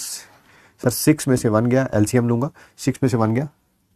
सर -5 डिवाइडेड बाय 6 आया, वो ऊपर चला जाएगा। माइनस से माइनस कैंसल आउट। ये 30 के टेबल में 4 पे, ये 5 पे। क्या ऊपर 24 आ जाएगा, नीचे 25 आ जाएगा? मेरे ख्याल से अप्रोक्सीमेटली शायद 0.96 आएगा, अप्रोक्सीमेट। नहीं तो करके देख लेना, मुझे पता नहीं है, मैं तो ऐसे ही थोड़ा अंदाजा लगा रहा हूं, शायद 0.96 आएगा, है ना। हाँ 0.96 ही आएगा, क्योंकि इसको भी 4 से मल्टीप्लाई करूंगा तो 96, इसको भी 4 से मल्टीप्लाई करूंगा तो 100। 96 डिवाइडेड बाई 100 0.96 होता है, सही किया था, है? तो percentage association that is alpha into 100, यानी कि 0.96 इंटू 100 दैट इज 96%।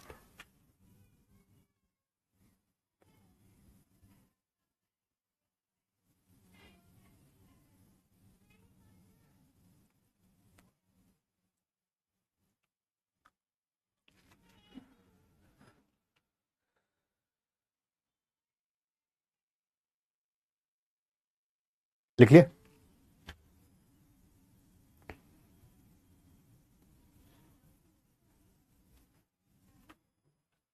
लिखिए भाई, बहुत बढ़िया बहुत बढ़िया।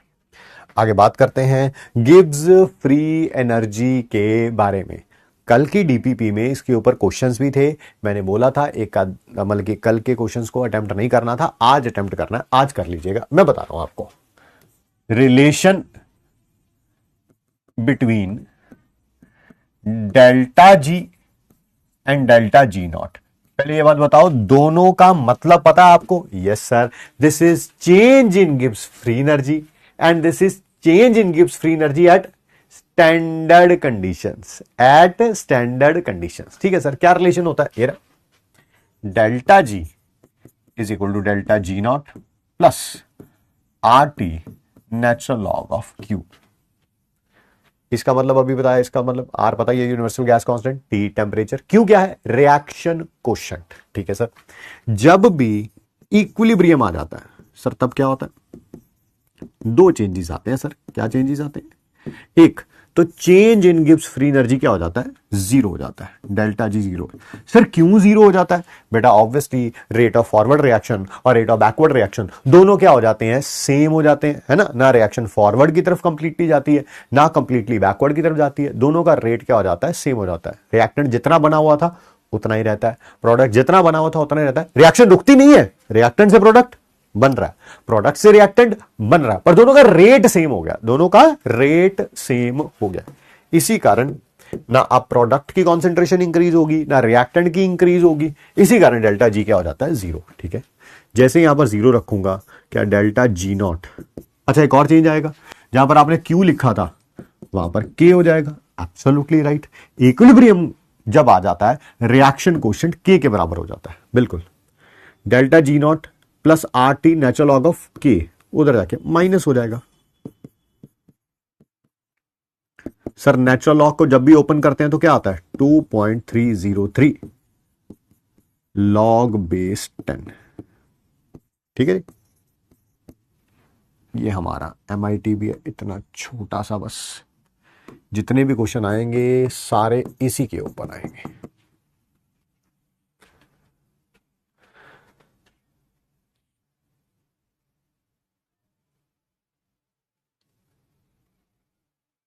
हाँ, थर्मोडायनेमिक्स की लास्ट DPP में भी इसके क्वेश्चंस होंगे, बिल्कुल होंगे जी, बिल्कुल सही कह रहे हैं। अब कर लीजिएगा उनको भी अटेम्प्ट करो। पहला क्वेश्चन है NCERT एग्जाम्पलर का, नीचे दी गई कौन सी ऑप्शन करेक्ट होगी for half completion of the reaction. Half completion, half completion का पहली बात तो मतलब समझ पा रहे हैं, यस सर, जितना रिएक्टेंट लिया था वो आधा प्रोडक्ट में कन्वर्ट हो गया, यानी कि अगर ये 1 मोल लिया था तो ये आधा बचा हुआ है, आधा इधर चला गया। जल्दी जल्दी बताइए, जल्दी जल्दी बताइए।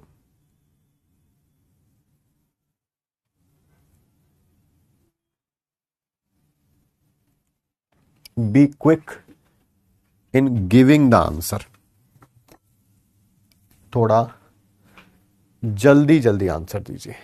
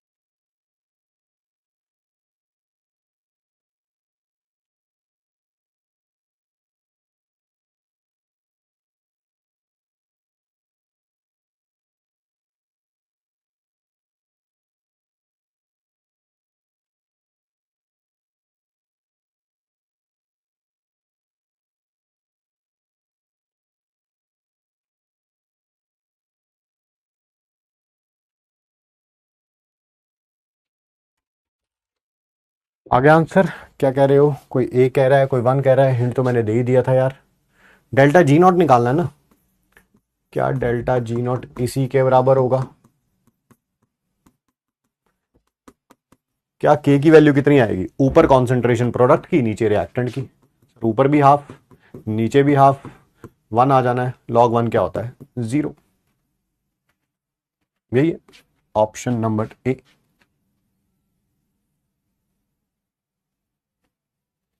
अगला क्वेश्चन, क्वेश्चन क्या है पहले मैं भी पढ़ूं। 320 केल्विन पे एक गैस A2 है जो कि 20% डिसोशिएट हो रही है। अच्छा, ये कोई A2 है, ये 20% डिसोशिएट हो रही है। अल्फा कितना हो गया, 20 को 100 से डिवाइड कर दो, 0.2 हो गया। ठीक है, standard free energy change at 320 kelvin पे, ये स्टैंडर्ड फ्री एनर्जी चेंज यानी कि डेल्टा जी नॉट पूछा हुआ, वो कितना होगा? कोई बात नहीं, डेल्टा जी नॉट इसी के बराबर होगा -2.303, मैं 2.3 रख रहा हूं, RT लॉग के।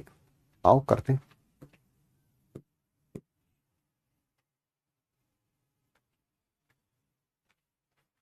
ये 1 टाइम पे दे तो रखा नहीं तो मैं से 1 मान लेता हूं, ये 0 हो गया। इसमें से 0.2 डिसोशिएट हो गया, 1 से कितना बनता है 2, तो 0.2 से कितना बनेगा सर 0.4।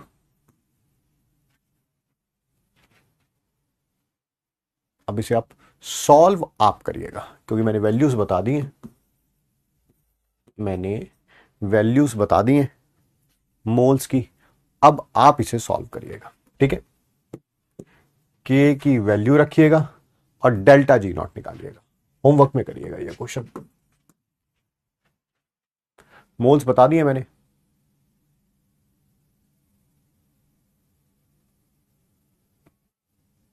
तो ये वाला टफ है तो फिर मैं कर देता हूं, मैंने तो सोचा था आप कर लोगे, अगर आपको टफ लग रहा है तो मैं कर देता हूं।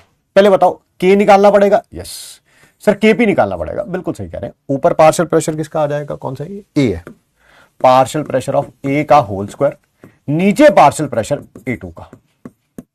सर पार्शियल प्रेशर कैसे निकालूंगा, मुझे तो सिर्फ मोल्स पता है, ये मोल्स पता है, मोल्स पता है, पार्शियल प्रेशर कैसे निकालूंगा? अरे तू बता ना यार, पार्शियल प्रेशर का रिलेशन क्या होता था? सर ये होता था मोल फ्रैक्शन के साथ, निकाल ले।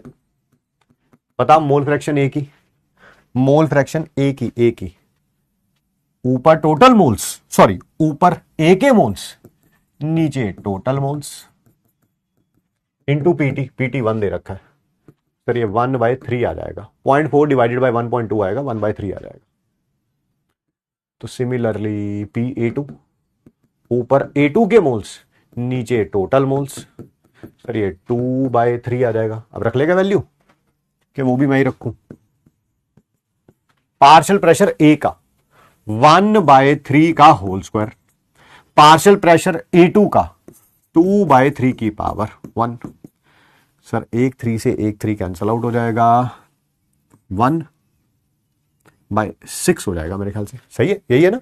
हाँ सर बिल्कुल यही है, यही 1/6 हो जाएगा। निकाल लो delta G not, -2.3 into R की वैल्यू मेरे ख्याल से जूल में रखनी है, हाँ वो जूल में रखनी है, वो देखो 8.314, बट मैं अप्रोक्सीमेटली 25/3 रख लेता हूं, इंटू टी, ये रहा 320 केल्विन,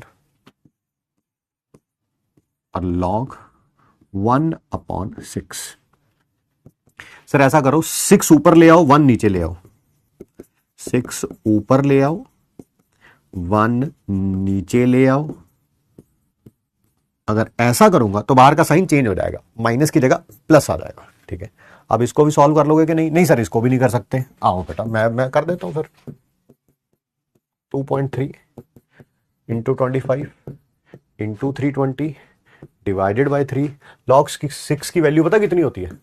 क्या लॉग 6 को ऐसे लिख सकते हैं, log 2 into 3? Yes sir, log 2 plus log 3 हो जाएगा, बिल्कुल sir. Log m into N क्या होता है, log m plus log n, इसकी वैल्यू 0.3, इसकी 0.48, तो सर आ जाएगा 0.78। अब इसको भी सॉल्व कर लोगे कि नहीं कर लोगे? नहीं सर 3 से डिवाइड नहीं कर पाएंगे, शाबाश बेटा। अब कर लोगे कि नहीं कर लोगे? सर अब कर लेंगे, हैं? शुक्र है, किसी बात पे तो हाँ बोली तुमने।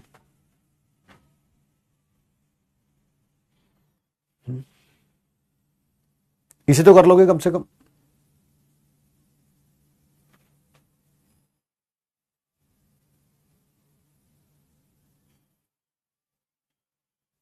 सर ये 1/6 कैसे आया?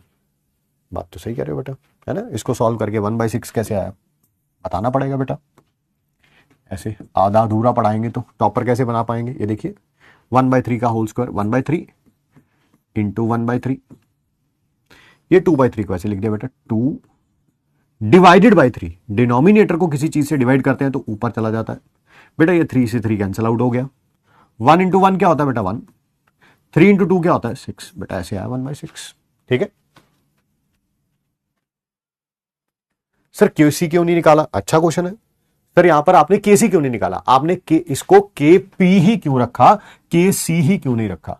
आप बताओ, जो कंडीशन दे रखी है सामने, आप केसी निकाल सकते हो तो निकाल के दिखा दो, जाओ ऐश करो, ऐश करो। नंबर ऑफ होल्स आ गए, नंबर ऑफ होल्स आ गए, आ गए। अब यहां से मुझे के सी निकाल के दिखा दो। सर के सी के लिए मोल्स आ जाते हैं, वॉल्यूम से डिवाइड करना होता है। वॉल्यूम का नामो निशान ही नहीं है कहीं पे, है कहीं नामो निशान, है कहीं नामो निशान, बताओ।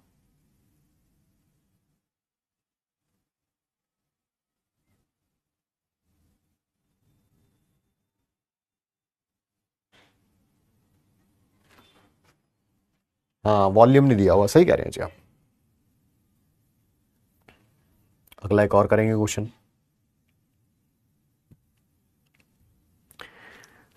Value of delta G not. अच्छा, डेल्टा जी नॉट की वैल्यू दे रखी है, फॉस्फोराइलेशन करनी है ग्लूकोज की इन ग्लूकोलाइसिस, ग्लाइकोलाइसिस इज 13.8। अच्छा, डेल्टा जी नॉट दे रखा है 13.8 किलो जूल। क्या उसको जूल में कन्वर्ट करने के लिए 1000 से मल्टीप्लाई कर देंगे? यस। आपसे केसी पूछा हुआ है sir, delta G not minus 2.303, उसे 2.3 रख रहा हूं, लॉग केसी होता है। रखो भाई। सर ये 13,800 है, ये 2.3 है। आर की वैल्यू जूल में अप्रोक्सीमेटली ये रख सकते हैं। टी कितना, टी कितना, ये 298।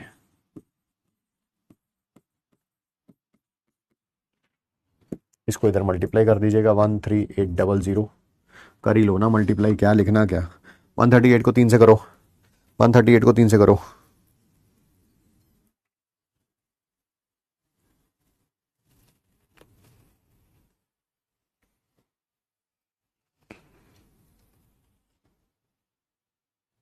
$414 है ना, 414, 41400 सर माइनस में आ जाएगा। वैसे आसान हो जाता अगर मैं इसे 300 मान लेता, तो ये सीधा 100 हो जाता। 25 को 100 से करता 2500 हो जाता, फिर उसको 2.3 से कर देता। पर चलो अब तो कर दिया मैंने, कर दिया तो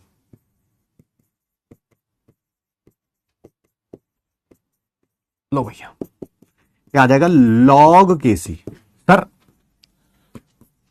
हमें तो केसी निकालना है बेटा, ये उधर जाके एंटी लॉग हो जाएगा, इसका एंटी लॉग निकालना है।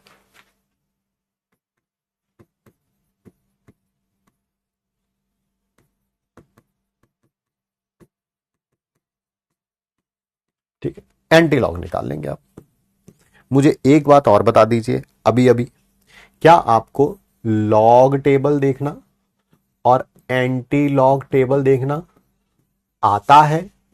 आता है तो यस लिखिए, नहीं थम्स अप करिए, नहीं आता है तो नो लिखिए। थम्स अप का मतलब है यस आता है, नहीं आता है तो एन लिखिए, थम्स डाउन करिए।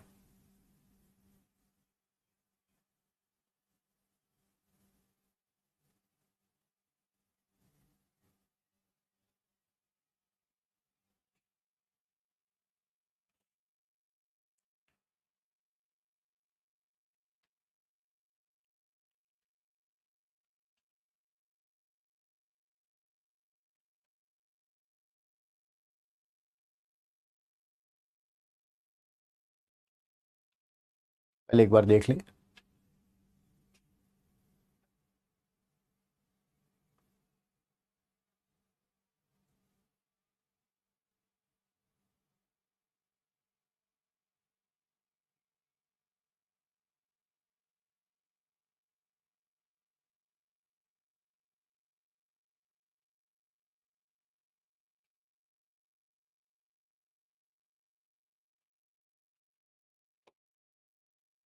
फिफ्टी 2% बच्चों ने, 53% बच्चों ने बोला है नहीं आता है। कोई बात नहीं, ठीक है, मैं आपको इसका एक सॉल्यूशन देता हूं।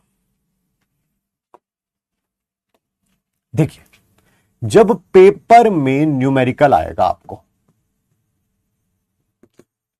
तब लॉग की वैल्यूज गिवन होंगी। मान लो कहीं पे log 18 लेना है तो वो गिवन होगा, log 3 लेना है वो गिवन होगा ऑलरेडी कि log 3 जहां आएगा वहां पर आप 0.4771 या 0.48 रख दीजिएगा। ठीक, समझ गए। बट क्योंकि जब हमें घर पे प्रैक्टिस करनी है क्वेश्चंस में, तब हो सकता है ना भी गिवन हो, तो सर फिर कम से कम लॉग टेबल हो, प्रैक्टिस करके मैं आंसर तो निकाल सकूं कम से कम। समझ आई मेरी बात? देखो, पेपर में जब फाइनल क्वेश्चन आएगा तब आपको लॉग गिवन होगा, तो वहां से वैल्यू रख लेना, उसमें कोई बड़ी बात है ही नहीं। ठीक है, बट जब घर पे प्रैक्टिस करनी है, कुछ और पेपर आ गया, कोई पीडब्ल्यू का पेपर आ गया, कुछ आ गया ABC, बाय चांस मान लो उसमें नहीं गिवन है, तो कम से कम लॉग टेबल हो, मुझे देखना तो आता हो कि 48.13 का लॉग देखा कैसे जाता है सर, कम से कम मैं। ठीक है, तो उसके लिए मैं आपको एक रिकॉर्डेड, प्री रिकॉर्डेड वीडियो है मेरे पास लॉग एंड एंटी लॉग का, वो आज मैं डलवा दूंगा। ठीक है, कहां मिलेगा ये? फिजिकल केमिस्ट्री में जाएंगे, अलग अलग चैप्टर्स के नाम लिखे होते हैं ना, some basic concepts of chemistry, solution, redox, ऐसा ही एक बन जाएगा। ठीक है, उसके अंदर आएगा लॉग एंड एंटी लॉग। ये सिर्फ देख लीजिएगा कि कम से कम आपको लॉग और एंटी लॉग देखना आता हो, एक बात। दूसरी बात, इसका फायदा क्या होगा? अभी मैं कम से कम 2 क्लासेस के बाद, आफ्टर 2 क्लासेस हम पीएच स्टार्ट करेंगे। 2 या 3 क्लासेस के बाद, हो सकता है 3-4 क्लासेस जो भी होंगी। ठीक है, पीएच स्टार्ट करेंगे। पीएच में लॉग और एंटी लॉग की बहुत ज्यादा जरूरत पड़ती है। मैं उसमें आपको MIT सिखा दूंगा without looking at the log table. ठीक है, विदाउट लॉग टेबल आप क्वेश्चन सॉल्व कर पाएंगे,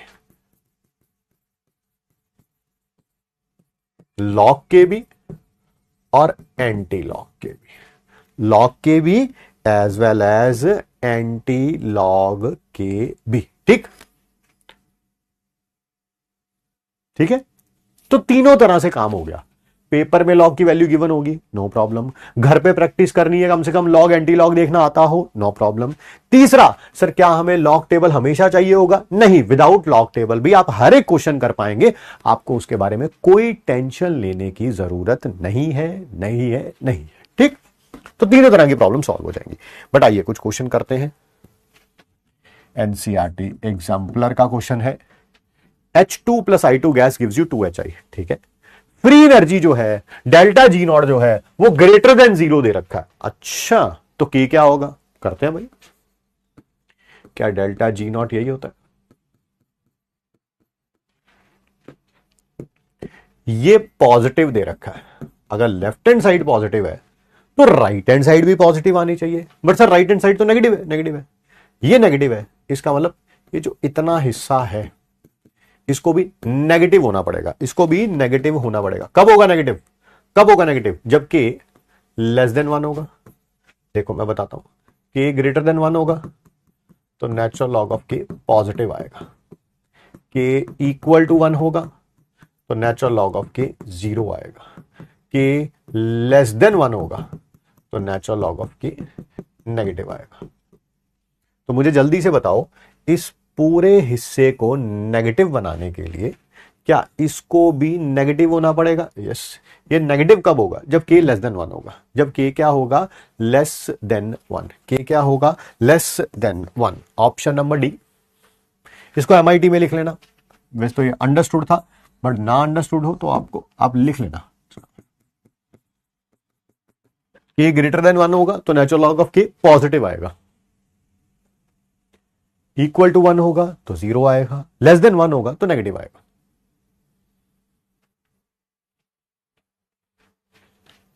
आगे बढ़ते हैं, अगला क्वेश्चन देखिए।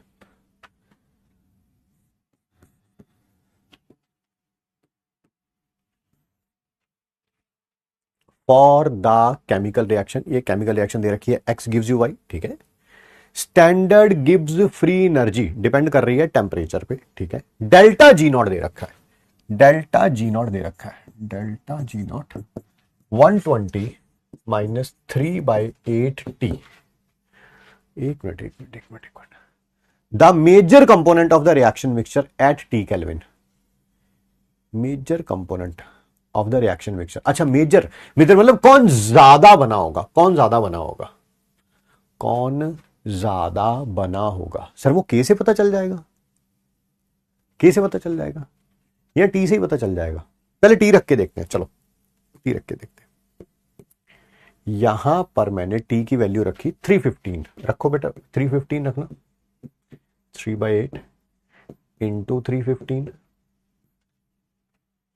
अगर ये 320 होता, अगर ये 320 होता तो सीधा 40 पे आ जाता, सीधा 40 पे आ जाता है ना। अरे 320 होता तो सीधा 40 पे आ जाता, 43 से 120 हो जाता, 120 माइनस 120 0 हो जाता।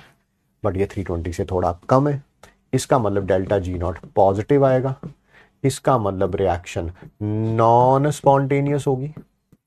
बोलो यस और नो, यस और नो। तो बताओ कौन ज्यादा बना होगा, कौन ज्यादा बना होगा बेटा, कौन ज्यादा होगा, y ज्यादा होगा कि x ज्यादा होगा। तो डेल्टा जी नॉट पॉजिटिव आया, यानी कि k लेस देन 1 होगा। लेस देन 1 कब होगा, लेस देन 1 कब होगा, जब ये छोटा होगा ये बड़ा होगा, ये छोटा होगा ये बड़ा होगा। बोलो यस और नो।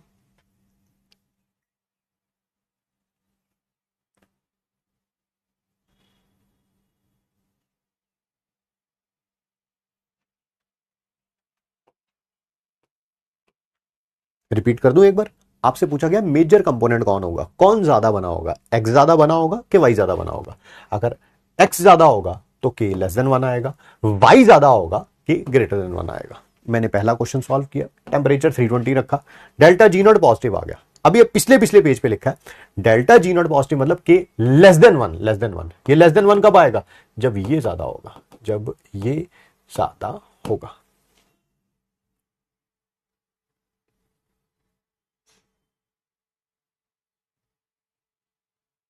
कुछ बच्चे कह रहे हैं नेगेटिव आएगा, नेगेटिव कैसे आता है यार, ये नेगेटिव आएगा, मुझे तो नहीं लग रहा। 3 को 315 से एक बार आप कहते हो तो मैं कैलकुलेटर से सॉल्व कर लेता हूँ डेल्टा जी नॉट, बट मेरे ख्याल से पॉजिटिव आएगा, बट फिर भी मैं कैलकुलेट कर लेता हूँ। आप कह रहे हैं तो आपकी बात की वैल्यू रखता हूँ मैं, इंटू 3 डिवाइडेड बाई 8। हाँ पॉजिटिव आएगा यार, पॉजिटिव आएगा।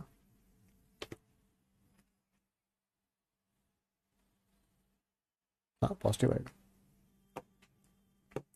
सर एक और ऑप्शन सॉल्व करके दिखा दो, दूसरी कर देते हैं यार, दूसरी ये वाली कर देते हैं। देख ये 120 माइनस 3/8, टी कितना रखना है 280। क्या अभी भी ये पॉजिटिव ही आएगा, हाँ 315 पे पॉजिटिव आया था तो ये तो वैसे पॉजिटिव ही आना है। क्या रिएक्शन नॉन स्पॉन्टेनियस होगी, yes. Delta G not positive का मतलब है के लेस देन 1, के लेस देन 1। ये लेस देन 1 कब आएगा, जब एक्स ज्यादा होगा, एक्स ज्यादा होगा। सर ये गलत है, एक्स ज्यादा होगा, अब टी 350 होगा। अगर ये 350 हो जाता, 315 की जगह 350 हो जाता, 350 हो जाता, क्या ये नेगेटिव आ जाता, यस। क्या रिएक्शन स्पॉन्टेनियस हो जाती, यस। कि ग्रेटर देन 1 आता, यस। वाई बड़ा कंपोनेंट होता, वाई बड़ा कंपोनेंट होता। सर ये भी गलत है, इसने एक्स बड़ा कंपोनेंट लिखा हुआ है। वाई आंसर तो पहला ही है, बट फिर भी मैं चारों ऑप्शन सॉल्व कर रहा हूं। वाई बड़ा होगा अगर टी 300 होगा, अगर ये 300 होगा तो ये पॉजिटिव रहेगा, रिएक्शन नॉन स्पॉन्टेनियस होगी। डेल्टा जी नॉट पॉजिटिव, के लेस देन 1, लेस देन 1 कब आएगा, जब एक्स बड़ा होगा, एक्स बड़ा होगा। सर आंसर तो पहले ही आ चुका था, option number A, option number A है ना। एक क्वेश्चन को 6 बार कम से कम एक्सप्लेन कर दिया बेटा हमने। ये भी जेई मेंस का पीवाई क्यू है। नेक्स्ट बात करते हैं, ध्यान से सुनते हैं और समझते हैं, दैट इज साइमल्टेनियस इक्विलिब्रियम। ध्यान से बस सुनना और समझना। सर साइमल्टेनियस इक्विलिब्रियम किसे बोलते हैं, एक ही कंटेनर के अंदर दो केमिकल रिएक्शंस हो रही हैं जिनका एक प्रोडक्ट कॉमन है। रिपीट कर दो, एक ही कंटेनर के अंदर दो रिएक्शंस हो रही हैं जिनका एक प्रोडक्ट कॉमन है, एक प्रोडक्ट। पी नहीं लिखूंगा क्योंकि पी मेरे को यूज करना है अभी, जिनका पी की जगह कुछ और लिख लेता हूं, क्या लिख लूं, एस लिख लेता हूं। एस सल्फर होता है, डी लिख लेता हूं। ठीक है, एक ही कंटेनर के अंदर एक्स से वाई प्लस जेड बन रहा है, उसी कंटेनर के अंदर एम से वाई प्लस डी बन रहा है। देख रहे हैं, एक प्रोडक्ट कॉमन है, एक प्रोडक्ट कॉमन है। Yes sir, yes sir, yes.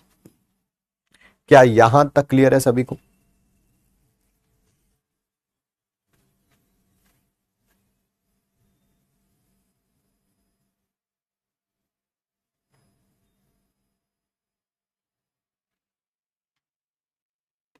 Doubt में यही हो ना बेटा, इस क्वेश्चन को रिपीट कर दो, मैं जानता हूं और क्या होगा। ये देखो, डाउट में यही चल रहा हो ना सर, इसको भी ऐसे भी कर सकते हैं ना, डेल्टा जी नॉट जीरो होगा when T is equal to 320। बिल्कुल, बड़ा मनीषा, तुम तो दिमाग है बेटा तुम में, क्या बात है मनीषा। देखो ऐसे भी स्टूडेंट है, ऐसा ही नहीं है कि डाउट ऐसे। मनीषा ने बड़ा शानदार बताया, कह रही सर ये देखो, वेल डन मनीषा, तुम दिखोगी अगले साल हमें पक्का रिजल्ट सेलिब्रेशन में। मनीषा कह रही सर अगर ये 320 होता तो डेल्टा जी नॉट आना था 0। क्या बात है, ठीक है। यानी कि अगर ये 320 से कम है, 320 से कम है तो डेल्टा जी नॉट पॉजिटिव, तो delta G not positive. Well done Manisha. और टेम्परेचर 320 से ज्यादा है तो डेल्टा जी नॉट नेगेटिव।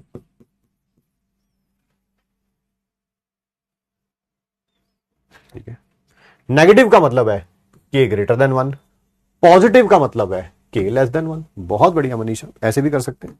315 कहां से आया? बहुत बढ़िया है ना। चांदनी कह रही 315 कहां से आया, मैं पहली ऑप्शन सॉल्व कर रहा हूं, कह रही है कि 315 कहां से आया। बेटा टी की जगह 315 दे रखा था। सैफ अली, मैं जानता हूं 6 बार समझाने के बाद भी ना समझ आए तो टीचर की ही गलती है बेटा, आपकी थोड़ा, आपका तो देखो आईक्यू डेवलप हो चुका है बहुत ज्यादा, क्योंकि आप पकड़ते हो क्वेश्चन टू क्वेश्चन, आप कॉन्सेप्ट पकड़ते ही नहीं, आप कॉन्सेप्ट पकड़ते ही नहीं। ये देखो यहां पर अभी अभी लिखा है कि ग्रेटर देन 1 है तो नेचुरल लॉग ऑफ के पॉजिटिव है, यहां पर लिख लो। ज्यादा ज्यादा प्रॉब्लम हो ना, है ना। ये है डेल्टा जी नॉट नेगेटिव, ये है डेल्टा जी नॉट 0 और ये है डेल्टा जी नॉट पॉजिटिव। आपको तो मैन टू मैन मार्किंग चाहिए, कॉन्सेप्ट बाहर में जाए, हमें तो ये समझा क्वेश्चन कैसे सॉल्व हुआ, तू ये समझा बस। ठीक है बेटा, ठीक है, ठीक है। मैं दोबारा समझाऊंगा बेटा, क्योंकि पैसे दिए हैं आपने तो देखो बनता तो है आपका, 6 बार समझाने के बाद भी दोबारा तो बनता है। कोई बात नहीं बेटा, मैं समझाऊंगा। आपसे पूछा गया मेजर कंपोनेंट कौन सा है, मेजर का मतलब होता है कौन ज्यादा क्वांटिटी में है। बेटा अगर प्रोडक्ट ज्यादा होगा के ग्रेटर देन 1 आएगा, रिएक्टेंट ज्यादा होगा के लेस देन 1 आएगा। तो मैं चेक करना शुरू कर रहा हूं पहली ऑप्शन से। टी मैंने रखा 315, ये आ गया positive. Delta G not positive तो इसका मतलब के लेस देन 1। बहुत बढ़िया। ये लेस देन 1 कब आएगा? जब ये वाली वैल्यू बड़ी होगी, तो वही तो है, एक्स मेजर होगा, खत्म।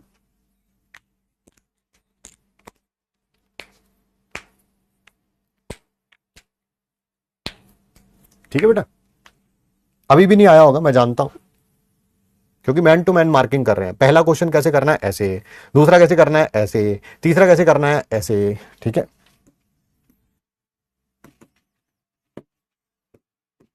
डॉक्टर बन गए तो फिर ऐसे, इलाज भी तो ऐसे ही करना है, इलाज भी तो ऐसे ही करना है। आपके टीचर ने ये बताया, राइट आर्म पे चोट लग गई, फिंगर पे तो ऐसे करना है, यहां पे लग गई, एल्बो पे लग गई, शोल्डर पे लग गई तो कैसे करना है, ये सारा करा दिया। बाय चांस पेशेंट आ गया आपके पास लेफ्ट हैंड साइड लेके, है ना, फिर वो तो बेटा गड़बड़ी है सारा, फिर तो टीचर की गलती है ना बेटा।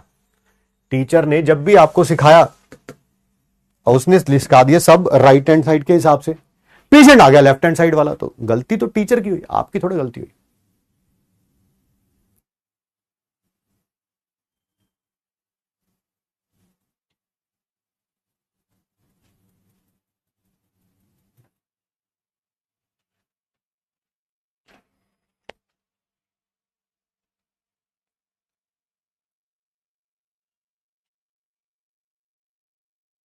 आगे बढ़ते हैं। साइमल्टेनियस इक्विलिब्रियम का बेटा मतलब मैंने बोल दिया था, बट मैं लिख देता हूं फिर भी। सेम कंटेनर में 2 और more reactions having 1 product common, having one product common, इसे क्या बोलेंगे आप? Simultaneous equilibrium, simultaneous equilibrium.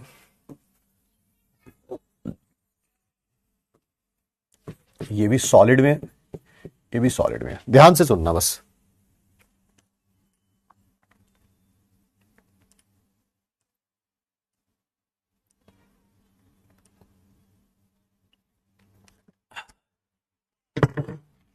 Simultaneous, ध्यान से सुनना। शुरू में मान लेता हूं इसका 1 atm प्रेशर था, ये कितना होगा? 0 0। जब इक्विलिब्रियम आया, इसमें से P1 atm खत्म हो गया, तो ये कितना बचा होगा? 1 माइनस P1। एक से कितना बनता है? एक। P1 से कितना बनेगा? P1। एक से कितना बनता है? एक। P1 से कितना बनेगा? P1। सर इसको लिखने की कोई जरूरत नहीं है। मैंने कहा क्यों? क्योंकि सॉलिड है। बहुत बढ़िया सर, बहुत बढ़िया, अच्छी बात है। टाइम 0 पे इस M का प्रेशर था P2, सॉरी 1, और ये कितना होगा? 0 0। जब इक्विलिब्रियम आया, इस 1 atm में से P2 डिसोशिएट हो गया, तो ये 1 माइनस P2 बचा होगा। बेटा 1 से कितना बन रहा है? 1। P2 से कितना बनेगा? P2। 1 से कितना बन रहा है? 1। P2 से कितना बनेगा? P2। सर इसको लिखने की कोई जरूरत नहीं है। मैंने कहा क्यों? सर ये सॉलिड में है। वेल डन बेटा, यहां तक तो आप बिल्कुल सही हैं। सर कंटेनर के अंदर Y यहां से भी बन रहा है, यहां से भी बन रहा है, तो Y का पार्शियल प्रेशर ये होगा ना सर। बहुत बढ़िया बेटा, यहां पर भी P1 प्लस P2 उसी कंटेनर के अंदर है ना। Y इससे भी बन रहा है, इससे भी बन रहा है, तो Y का पार्शियल प्रेशर कितना होगा? P1 plus P2। यहां पर भी कितना होगा? P1 plus P2। आओ KP1 लिखो। KP1 पहली रिएक्शन का equilibrium constant in terms of partial pressure. ऊपर पार्शियल प्रेशर Y का और Z का, नीचे रिएक्टेंट का। रिएक्टेंट सॉलिड है, लिखने की जरूरत ही नहीं। इसका पार्शियल प्रेशर कितना है? P1 plus P2। और इसका कितना है? P1। बहुत बढ़िया। ऐसे ही इसका इक्विलिब्रियम कांस्टेंट लिखो in terms of partial pressure. Sir ऊपर आ जाएगा Py PD। Y का partial pressure P1 plus P2 और इसका P2। हमें पता है क्या फाइंड आउट करना है? हमें फाइंड आउट करना है, ये दोनों गिवन होंगे तो P1 P2 फाइंड आउट करने हैं, या उल्टा P1 P2 गिवन होंगे तो KP1 और KP2 फाइंड आउट करना है। ठीक है, ठीक है।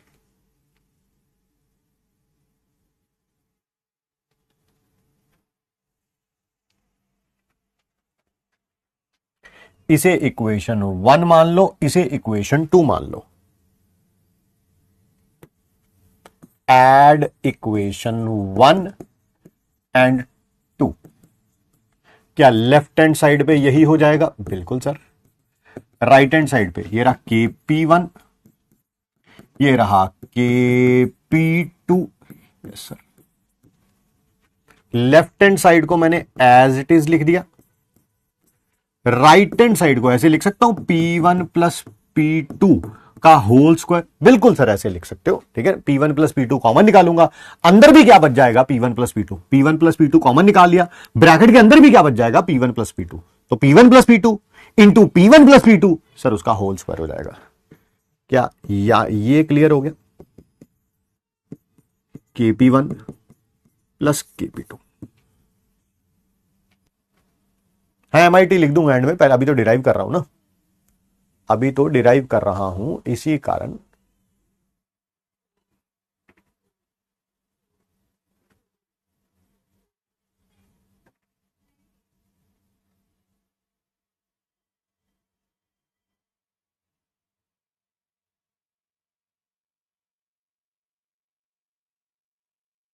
ठीक है। कोई ये बोलते नहीं सर टोटल प्रेशर निकाल के दिखाओ। टोटल प्रेशर बेटा, टोटल प्रेशर होगा पार्शियल प्रेशर Y का, और कौन है ये? Z है साथ में, Z भी है और D भी है। ये Z भी है और D भी है। सर X और M नहीं रखे बेटा, सॉलिड है ना, सॉलिड है। इसका पार्शियल प्रेशर बताओ सर P1 प्लस P2। इसका पार्शियल प्रेशर बताओ P1, इसका P2। क्या ये twice of P1 plus P2 हो गया? यस। क्या P1 प्लस P2 की जगह ये रख सकता हूं? बिल्कुल सर, ट्वाइस ऑफ रूट में KP1 प्लस KP2, KP1 और KP2।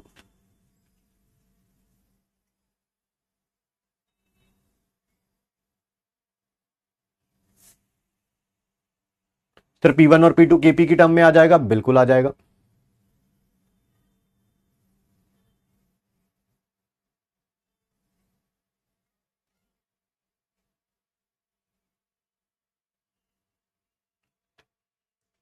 क्या हम पार्शियल प्रेशर वाई का निकाल सकते? ओए कहां गया वाई का? यस सर, वो था P1 प्लस P2। सर वो ऑलरेडी निकाल लिया हमने, ऑलरेडी निकाल लिया। कहां गया P1 प्लस P2? ये रहा, root of KP1 plus KP2। क्या हम पार्शियल प्रेशर Z का निकाल सकते हैं? Z का सर वो P1 था। जल्दी जल्दी बताओ P1 किसके बराबर आएगा? जल्दी जल्दी बताओ P1 किसके बराबर आएगा?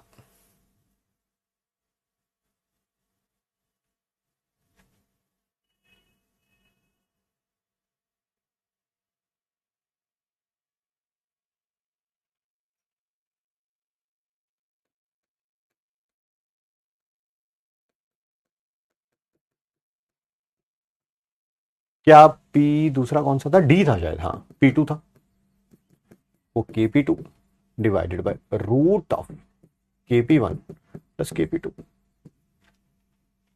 अगर किसी को समझ ना आया हो ना, मैंने यहां से लिखा है, ये कहां गया, कहां गया, ये रहा यहां से लिखा। P1 किसके बराबर आ जाएगा? KP1 divided by P1 plus P2। और P1 प्लस P2 कितना है? P1 प्लस P2 कितना है? Root of KP1 plus KP2। वही लिख दिया मैंने। अगर किसी को समझ ना आया है, मैंने P2 कहां से निकाला? यहां से निकाला, यहां से। ये रहा P2 किसके बराबर आ गया? KP2 divided bye P1 plus P2। ये रहा KP2 divided bye P1 plus P2। P1 plus P2 की जगह मैंने ये रख दिया। ठीक है, जिनका अपने ऊपर कंट्रोल नहीं है वो मुझे कुछ ना बोले। चैट ऑफ कर दो, चैट ऑफ कर दो। आप चैट बंद करके आराम से पढ़ सकते हैं, आराम से। बट प्रॉब्लम यह है कि आपको चैट बंद नहीं करनी है। कंपटीशन कम हो रहा होता है ना चैट में, तो कभी उनको कुछ कहते नहीं है। समझ आई बात? होने दो कंपटीशन कम। तुम्हारा क्या जा रहा है? तुम्हारा क्या जा रहा है बताओ मेरे को।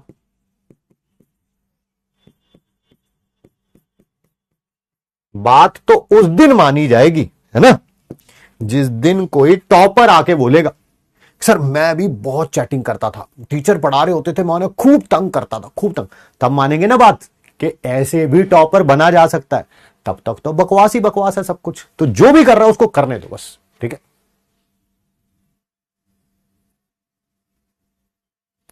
किसी का भी पार्शियल प्रेशर निकाल सकते हो आप, वाई का भी, जेड का भी, डी का भी। Total pressure P1 plus P2, कुछ भी टोटल प्रेशर निकालना। ये रहा। अच्छा से टोटल प्रेशर भी लिख दो। लो बेटा टोटल प्रेशर भी लिख देता हूं। Total pressure that is twice of root में KP1 प्लस KP2।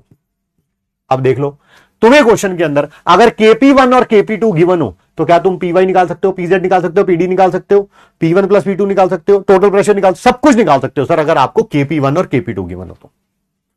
अच्छा ये किसके लिए हो रहा है? इस रिएक्शन के लिए हो रहा है। X से क्या बना था?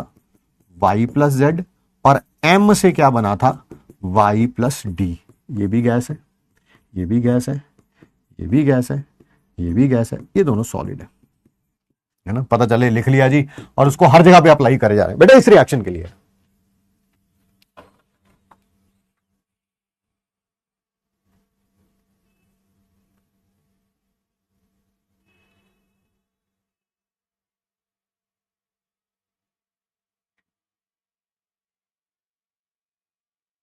फिर डेरिवेशन लिखना है वो आपकी मर्जी है भैया। क्वेश्चन करिए, देखिए कितना आसान हो जाएगा। दो स्लाइड्स का डिसोसिएशन हो रहा है, ये रहा। ठीक है, दो रिएक्शन इकट्ठी हैं। एक का KP1 आ रहा है सर, ये साइमल्टेनियस इक्विलिब्रियम है। मैंने कहा कैसे पता चला? सर A से B प्लस C बन रहा है, यस। D से C प्लस E बन रहा है, यस। सर ये देखो ये कॉमन है, कॉमन है। यहां पर दो साइमल्टेनियस रिएक्शन हो रही है, कुछ ऐसा लिखना चाहिए था। हाँ साइमल्टेनियस डिसोसिएशन हो रहा है, ये भी चल जाएगा। टोटल प्रेशर बताइए जब दोनों, अच्छा लिखा हुआ ये रहा, वो देख नीचे लिखा हुआ डिसोशिएट साइमल्टेनियसली। ठीक है ठीक है ठीक है ठीक है ठीक है। टोटल प्रेशर बताना है सर। ऐसे केस में टोटल प्रेशर हमने अभी अभी सीखा था, वो ये था, और P1 प्लस P2 क्या था sir? Root of KP1 plus KP2। आपको KP1 भी दे रखा है x, KP2 भी दे रखा है y। लो सर, आंसर आ गया, आंसर आ गया, आंसर आ गया। अभी है कहां? ये रहा ऑप्शन नंबर डी। पेपर में इतना डेरिवेशन आपको करना ही नहीं पड़ेगा, इतना करना ही पड़ेगा, टाइम में नहीं होता यार पेपर में। पेपर में तो बस MIT देखेंगे, टोटल प्रेशर निकालना है, ये कर लेंगे। सर नहीं, मुझसे पार्शियल प्रेशर मान लो B का आ जाता, मान लो पार्शियल प्रेशर B का आ जाता, तो सर उसका आंसर ये था KP1 रूट में KP1 प्लस KP2, यानी कि x divided by x plus Y का रूट। नहीं नहीं नहीं सर, पेपर में पार्शियल प्रेशर E का आ जाता, E का आ जाता, E का, तो वो था KP2 divided by root of KP1 plus KP2, यानी कि y divided by root of x plus Y. क्यों भाई, हो गया कि नहीं सॉल्व? तो तीनों क्वेश्चन देखो, एक क्वेश्चन नहीं, मैंने तो तीन तीन क्वेश्चन करा दिया उसी के ऊपर।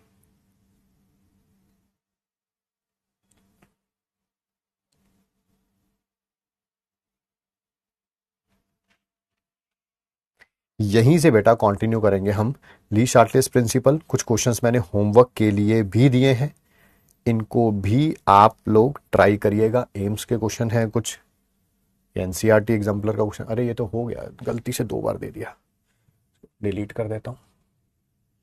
और भी NCERT एग्जाम्पलर के क्वेश्चन, डेल्टा G 0 पे, आज ही MIT में लिखा है, स्पॉन्टेनियस होगी, नॉन स्पॉन्टेनियस होगी, जब इक्विलिब्रियम पे होगा।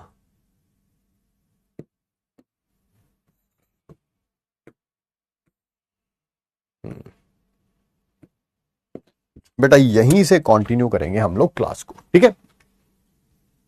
यहीं से कंटिन्यू करेंगे क्लास को। चैप्टर कल खत्म भी हो जाएगा और नया chapter that is ionic equilibrium start भी हो जाएगा। नया चैप्टर आयनिक इक्विलिब्रियम स्टार्ट भी हो जाएगा।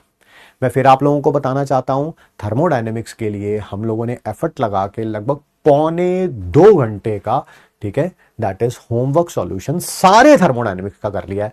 और उसको करने से पहले, सॉल्व करने से पहले, देखने से पहले मेक श्योर करना कि थर्मोडायनेमिक्स की सारी क्लास आपने ले रखी हो, नोट्स बना रखे हो, रिवाइज किया हो, फॉर्मूला शीट देखी हो, DPP सॉल्व की हो। सबसे ज्यादा इंपॉर्टेंट, जो क्लास में मैंने क्वेश्चंस कराए हैं वो आपने खुद एक बार जरूर अटेम्प्ट करके देखा हो, ठीक है? किसी बच्चे को अगर लगता है ना कि कोई फॉर्मूला मुझे याद नहीं होता, तो बेटा याद करके उसे लिख के देख लो, 2 बार नहीं 5 बार लिख के देख लो। अगर मैंने आपसे 50 बार बोला है, आप 0 पे हैं, वो प्रॉब्लम नहीं है। प्रॉब्लम वो हो जाती है जब आप 0 से ऊपर जाने की कोशिश नहीं करते हैं, जब आप रिजिड हो जाते हैं कि मैं 0 हूं और मैं 0 ही रहूंगा, प्रॉब्लम वहां पे क्रिएट होती है, ठीक है? तो वो एटीट्यूड चेंज होगा तो चीजें अपने आप स्मूथ होती जाएंगी। क्लास में बहुत सारे ऐसे बच्चे हैं, जब डाउट ग्रुप डाउट खोलते हैं तो बड़े शानदार शानदार डाउट्स भी पूछते हैं। अभी वो देखो मनीषा ने पूछा भी था, ठीक है, मनीषा ही नाम था शायद, if I remember it correctly, ठीक है? तो ऐसे बच्चे भी हैं, और ऐसे भी हैं जिनको अभी 4 दिन ही हुए हैं बैच ज्वाइन किए हुए, 5, 7, 10 दिन से ही क्लास ले रहे हैं। दोनों प्रकार के बच्चे हैं। अगर ये पहले वाले बच्चे कर सकते हैं तो दूसरे टाइप का बच्चा भी डेफिनेटली कर सकता है। जी thank you to each and every one of you, है ना? 1.25-2 घंटे बैठ के रोज क्लासेस ले रहे हो, बड़ा यही देखना, ये जो सिटिंग है ना, सिटिंग, यही सिटिंग आप लोगों की हेल्प करेगी। देखना जब OPD लगा करेगी आप लोगों की, हाँ OPD में भी ऐसे बैठना पड़ेगा ना 4-4 घंटे। गवर्नमेंट हॉस्पिटल में होंगे तो शायद उससे भी ज्यादा लंबा टाइम होता है, प्राइवेट प्रैक्टिस में तो फिर आप अपने हिसाब से थोड़ा बहुत चेंज कर सकते हैं, ठीक है? 4-4, 6-6 घंटे OPD में बैठे हुए हैं। नाइट ड्यूटी लग रही है, रात को 8 से सुबह 8 बजे जब जाना था, ठीक है, तब पता चल गया कि जिस डॉक्टर ने आना था वो कुछ इमरजेंसी के कारण नहीं आ पाया, फिर OPD में बैठना पड़ रहा है 6 घंटे। तो वो जब ये सारे दिन जो है वो तब जरूर याद आएंगे आप लोगों को कि हाँ यार ये सिटिंग ने बहुत ज्यादा हेल्प करी आप लोगों की, ठीक है? और अगर अनफॉर्चुनेटली आप 1.25 घंटे की क्लास नहीं ले पाते हैं, 3 क्लासेस लगातार नहीं ले पाते हैं, तो सोचिए जब आप डॉक्टर बनेंगे तो OPD में कैसे बैठेंगे, है ना?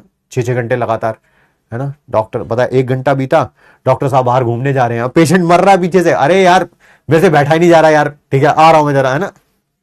धुआं उड़ा के, तो ऑब्वियसली, ठीक है? मिलते हैं आपसे नेक्स्ट क्लास में। बहुत इंटरेस्टिंग क्लास होगी कल की ली शार्टलिस्ट प्रिंसिपल की, उसको खत्म करेंगे। आयनिक इक्विलिब्रियम भी कल ही स्टार्ट हो जाएगा। मिलते हैं आप सबसे नेक्स्ट क्लास में। Thanks for giving us your time. Thank you बच्चों।